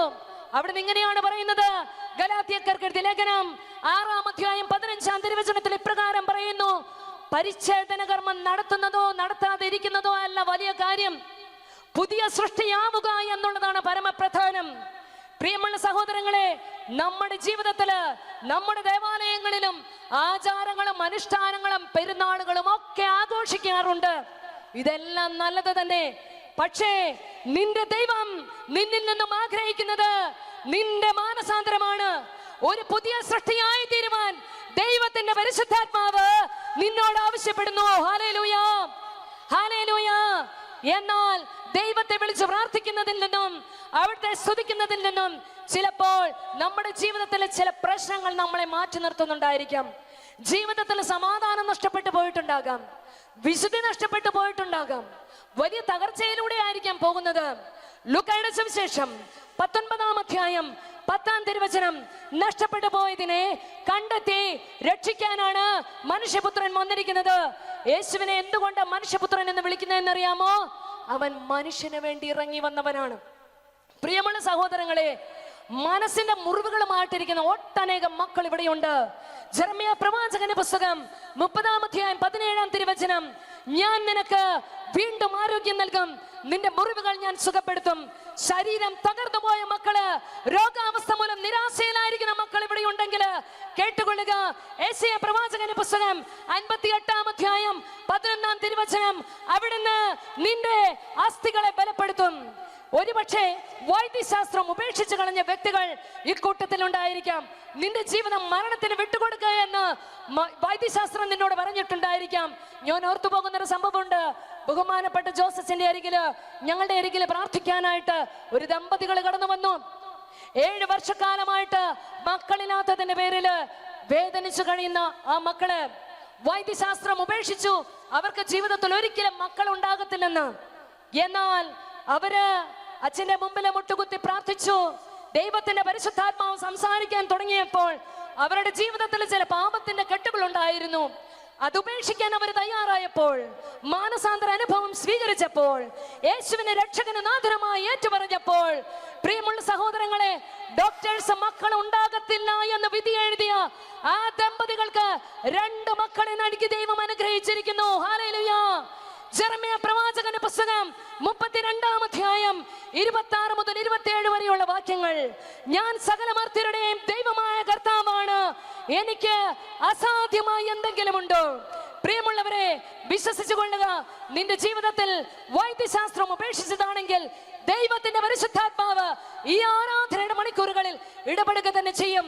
നാം സുവിശേഷത്തിൽ കാണുന്നു, വിശുദ്ധ മത്തായിയുടെ സുവിശേഷം 9-ാം അധ്യായത്തിൽ ഒരു തളർവാദ രോഗിയെ കുറെ നല്ല മനുഷ്യർ ചേർന്ന് യേശുവിന്റെ അരികിലേക്ക് കൊണ്ടുവന്നവര് ഇങ്ങനെയാണ് ചിന്തിച്ചത്: ഈശോ ഈ മനുഷ്യനെ കണ്ടു കഴിയുമ്പം, ഇവന്റെ രോഗാവസ്ഥ കണ്ടു കഴിയുമ്പം ഇവനെ സുഖപ്പെടുത്തിക്കൊള്ളും. അങ്ങനെ അവൻ സുഖം പ്രാപിച്ചിട്ടുണ്ടെങ്കിൽ എന്തെങ്കിലും ജോലിയൊക്കെ ചെയ്ത് അവന്റെ കുടുംബം നോക്കിക്കൊള്ളും. ഇത് മാത്രമേ കൊണ്ടുവന്നവര് ചിന്തിച്ചിരുന്നുള്ളൂ. എന്നാൽ യേശുക്രിസ്തു ആ മനുഷ്യനെ നോക്കുമ്പോൾ, ആ ഒരു തളർവാദ രോഗിയെ യേശുക്രിസ്തു നോക്കുമ്പോൾ, ഒരു സ്കാനിങ് മെഷീൻ പോലെ കർത്താവിന്റെ കണ്ണുകൾ ചെന്ന് തറയ്ക്കുന്നത് അവന്റെ ഹൃദയത്തിലേക്കായിരുന്നു. എന്തുകൊണ്ടാ കർത്താവ് അങ്ങനെ നോക്കുന്നതെന്ന് ചോദിച്ചാൽ, വിശുദ്ധ മത്തായിയുടെ സുവിശേഷം 16:26, ഒരുവൻ ലോകം മുഴുവൻ നേടിയാലും അവന്റെ ആത്മാവ് നഷ്ടപ്പെട്ടാൽ അതുകൊണ്ട് എന്ത് പ്രയോജനം? അതുകൊണ്ട് നമ്മൾ ചിന്തിക്കേണ്ടത് എങ്ങനെയാണ്? ക്യാൻസർ മാറിയാലും, കുഷ്ഠം മാറിയാലും, കിഡ്നി രോഗം മാറിയാലും, ജീവിതത്തിൽ നഷ്ടപ്പെട്ടതൊക്കെ കിട്ടിയാലും, സമ്പത്ത് കൂട്ടിവെച്ചാലും, നിന്റെ ആത്മാവ് നഷ്ടപ്പെട്ടാൽ അതുകൊണ്ട് എന്താ പ്രയോജനം? അതായത് യേശുക്രിസ്തു ഇവിടെ പ്രാധാന്യം നൽകുന്നത് നിന്റെ ആത്മാവിനാണ്. ഒരു മനുഷ്യന്റെ ആയുസ് എന്ന് പറയുന്നത് ഏറിയാൽ 70, ഇല്ലെങ്കിൽ 80. അത് കഴിയുമ്പം അങ്ങോട്ട് പോകണം തമ്പ്രാന്റെ സന്നിധിയിലേക്ക്. നമ്മളൊക്കെ സെമിത്തേരി പോയി പ്രാർത്ഥിക്കാറുണ്ടല്ലേ? നമ്മൾ ചിന്തിക്കുന്നത്, ജീവിച്ചിരിക്കുന്നവന്റെ ചിന്ത ഇങ്ങനെയാണ് പലപ്പോഴും: ഓ, എനിക്കിപ്പോ എങ്ങും മരണം ഉണ്ടാകത്തില്ലെന്നേ, ഇത് അവനും അവൾക്കും പറഞ്ഞിട്ടുള്ള കാര്യമാണെന്ന് വിചാരിച്ച് അവർക്ക് വേണ്ടി മരിച്ച വിശ്വാസികളുടെ ചൊല്ലാൻ വേണ്ടി കുത്തിയിരുന്ന് നമ്മൾ പ്രാർത്ഥിക്കാറുണ്ട്, സെമിത്തേരി പോയി പ്രാർത്ഥിക്കാറുമുണ്ട്. അവിടെ ഇരിക്കുന്ന പുഴുക്കള് നമ്മളെ നോക്കി വിളിച്ചു പറയുന്നുണ്ട്, എനിക്ക് നാളെ കഴിക്കാനുള്ള പലഹാരമാണ് ചുരിദാറിട്ട് വെച്ച് കടന്നു പോകുന്നതെന്ന്. പ്രിയമുള്ളവരെ, തിരിച്ചറിഞ്ഞുകൊള്ളുക, അമ്മയുടെ ഉദരത്തിൽ വെച്ച് നിക്ഷേപിക്കപ്പെട്ട ആത്മാവ് അതിന്റെ ദാതാവിന്റെ പക്കലേക്ക് മടങ്ങി പോകും. അത്രയും കാലം വരെ നമുക്ക് ഇവിടെ ജീവിക്കാനുള്ള അനുവാദമുള്ളൂ. അതുകൊണ്ട് മരണത്തെ കുറിച്ച് ചിന്തിക്കണം, നിത്യജീവനെ കുറിച്ച് ചിന്തിക്കണം. നിന്റെ ജീവിതത്തില് ഈ ഭൂമിയിലുള്ള ജീവിതമല്ല ശാശ്വതമായിട്ടുള്ളത്. അതുകൊണ്ട് ശരീരത്തിന്റെയും മനസ്സിന്റെയും സൗഖ്യം ആഗ്രഹിക്കുന്ന ഓരോ മകനും മകളും, ഇന്ന് നീ സൗഖ്യം ആഗ്രഹിക്കുന്നുണ്ടെങ്കിൽ നീ ആദ്യം വിളിക്കേണ്ടത് നിന്റെ ഹൃദയത്തിലേക്ക് ഈശോയെ ക്ഷണിക്കണം, നിന്റെ ആത്മാവിലേക്ക് ഈശോയെ ക്ഷണിക്കണം. സങ്കീർത്തനത്തിന്റെ പുസ്തകം 107-ാം അധ്യായം 20-ാം തിരുവചനം, അവിടുന്ന് തന്റെ വചനം അയച്ച് അവരെ സൗഖ്യപ്പെടുത്തി വിനാശത്തിൽ നിന്ന് വിടുവിച്ചു. പ്രിയമുള്ളവരെ, ഒരുപക്ഷെ കർത്താവിന്റെ സൗഖ്യം ആത്മാവിന് സ്വീകരിക്കാൻ തടസ്സമായ രീതിയിൽ ദൈവസ്നേഹത്തിനും പരസ്നേഹത്തിനും എതിരായിട്ട് ചിലപ്പോൾ നമ്മൾ ചില പാപങ്ങളൊക്കെ ചെയ്തു പോയിട്ടുണ്ടാകാം. ഇപ്പോഴും ചില പാപത്തിന്റെ ബന്ധനത്തിന്റെ അവസ്ഥയിലായിരിക്കാം. എത്ര ശ്രമിച്ചിട്ടും അത് ഉപേക്ഷിക്കാൻ പറ്റുന്നില്ലെങ്കിൽ നിങ്ങൾ ഇങ്ങനെ പ്രാർത്ഥിക്കണം ആരാധനയുടെ സമയത്ത്: കർത്താവേ, എന്റെ ആത്മാവിന് സൗഖ്യം നൽകണമേ, എന്റെ പാപത്തിൽ നിന്ന് എനിക്ക് വിടുതൽ നൽകണമേ, അവിടുന്ന് എന്നെ വിശദീകരിക്കണമേ എന്ന് പറഞ്ഞുകൊണ്ട് പ്രാർത്ഥിക്കുമ്പോൾ, പല നാളുകളായിട്ട് നീ പ്രാർത്ഥിച്ചിട്ട് കേൾക്കാത്ത നിന്റെ പ്രാർത്ഥന ഉന്നതത്തിലെത്തുന്നതിന്റെ ഒപ്പം തന്നെ നിന്റെ പാപങ്ങൾ കർത്താവ് ക്ഷമിക്കുന്നു, നിന്റെ രോഗങ്ങൾ അവിടുന്ന് സുഖമാക്കുന്നു. യെശയ്യാ പ്രവാചകന്റെ പുസ്തകം 58:9, നീ പ്രാർത്ഥിച്ചാൽ കർത്താവ് ഉത്തരമരുളും, നീ നിലവിളിക്കുമ്പോൾ അവിടുന്ന് നിനക്ക് മറുപടി നൽകും. പ്രിയമുള്ള സഹോദരങ്ങളെ, പരിശുദ്ധമായ ആരാധനയിലേക്ക് നാം പ്രവേശിക്കാൻ പോവുകയാണ്. ചങ്ക് തകർന്ന് പ്രാർത്ഥിക്കണം കേട്ടോ. 4 ദിവസം ഇവിടെ ഇരുന്നത് ഈ ഒരു അനുഗ്രഹത്തിന് വേണ്ടിയാണ്, ഈ ഒരു മണിക്കൂറിന് വേണ്ടിയാണെങ്കിൽ നീ മറ്റെല്ലാം മാറ്റിവെച്ച് ആരെയും നോക്കാതെ നാം പ്രാർത്ഥിക്കേണ്ടതുണ്ട്. എങ്ങനെ എന്നറിയാമോ? ബർത്തമയോസ് വിളിച്ചതുപോലെ പ്രാർത്ഥിക്കണം. ജെറീക്കോയുടെ വാതിൽക്കലിരുന്ന ബർത്തമയോസ് ജനക്കൂട്ടത്തിന്റെ അരികിലിരുന്ന് ദാവീദിന്റെ പുത്രനായ യേശുവേ, എന്നിൽ കനിയണമേ എന്ന് നിലവിളിച്ചപ്പോൾ മുൻപേ പോയിരുന്നവരോട് അവനോട് മിണ്ടായിരിക്കാൻ പറഞ്ഞു. അവൻ എന്ത് ചെയ്തെന്നറിയാമോ? കൂടുതൽ ഉച്ചത്തിൽ ദാവീദിന്റെ പുത്രനായ യേശുവേ എന്നിൽ കനിയണമേ എന്ന് നിലവിളിച്ചപ്പോൾ അവന്റെ നിലവിളിയുടെ സ്വരം യേശുവിന്റെ കാതുകളിലെത്തി. എങ്ങനെയുള്ള നിലവിളിയാ കർത്താവ് കേൾക്കുന്നത്? അത്രയും ജനക്കൂട്ടത്തിന്റെ നടുവില് ബർത്തമയൂസിന്റെ സ്വരം കേൾക്കണമെങ്കിൽ ഇന്ന് നീ ഒരു ബർത്തമയൂസിയായി മാറപ്പെടണം. നിന്റെ സ്വരം ഹൃദയം നൊന്ത് വിളിക്കുമ്പം കർത്താവ് ഇറങ്ങി വരും. ആരും നോക്കേണ്ട ആവശ്യമില്ല. പക്ഷെ എങ്ങനെ വിളിക്കണം? കർത്താവിനെ വിശ്വാസത്തോടു കൂടി വിളിക്കണം. വിശ്വസിക്കുന്ന മക്കള് എങ്ങനെ പ്രാർത്ഥിക്കണം? അതരവും ഹൃദയവും തുറന്ന് പ്രാർത്ഥിക്കണം. അതരവും ഹൃദയം തുറക്കുന്നിടത്ത് സ്വർഗം തുറക്കപ്പെടും. ദൈവത്തിന്റെ പരിശുദ്ധാത്മാവ് ഇറങ്ങി വരും. അപ്പസ്തോല പ്രവർത്തനം 16-ാം അധ്യായം 25-ാം തിരുവചനത്തില് അങ്ങനെ സ്വർഗം തുറന്നൊരു അനുഭവം, പരിശുദ്ധാത്മാവ് ബന്ധനങ്ങൾ അഴിച്ചൊരു സംഭവം നമ്മൾ കാണുന്നുണ്ട്. പൗലോസും സീലാസും കാരാഗൃഹത്തിന്റെ തടവറയില് അടയ്ക്കപ്പെട്ടിരുന്നവര് ആ അന്ധകാരത്തിലിരുന്നു കൊണ്ട് തങ്ങളെ ബന്ധിച്ചിരുന്ന ചങ്ങലകൾ കിളുക്കിക്കൊണ്ട് യേശുവിന്റെ നാമം വിളിച്ച് സ്തുതിച്ചപ്പോൾ പരിശുദ്ധാത്മാവ് ഇറങ്ങി വന്നുകൊണ്ട് അവരുടെ ബന്ധനങ്ങൾ അഴിച്ചുവെങ്കില് ഇന്ന് നീ നിന്റെ വെറുപ്പിന്റെ, ജഡികാസക്തിയുടെ, പാപത്തിന്റെ ബന്ധനമാകുന്ന ചങ്ങലകൾ കിളുക്കിക്കൊണ്ട് സ്തുതിച്ച് പ്രാർത്ഥിക്കുമ്പോൾ ദൈവത്തിന്റെ പരിശുദ്ധാത്മാവ് ഈ സമയം ഇറങ്ങി വരാൻ പോവുകയാണ്. നമുക്ക് എല്ലാവർക്കും ഒന്ന് എഴുന്നേറ്റ് നിൽക്കാം.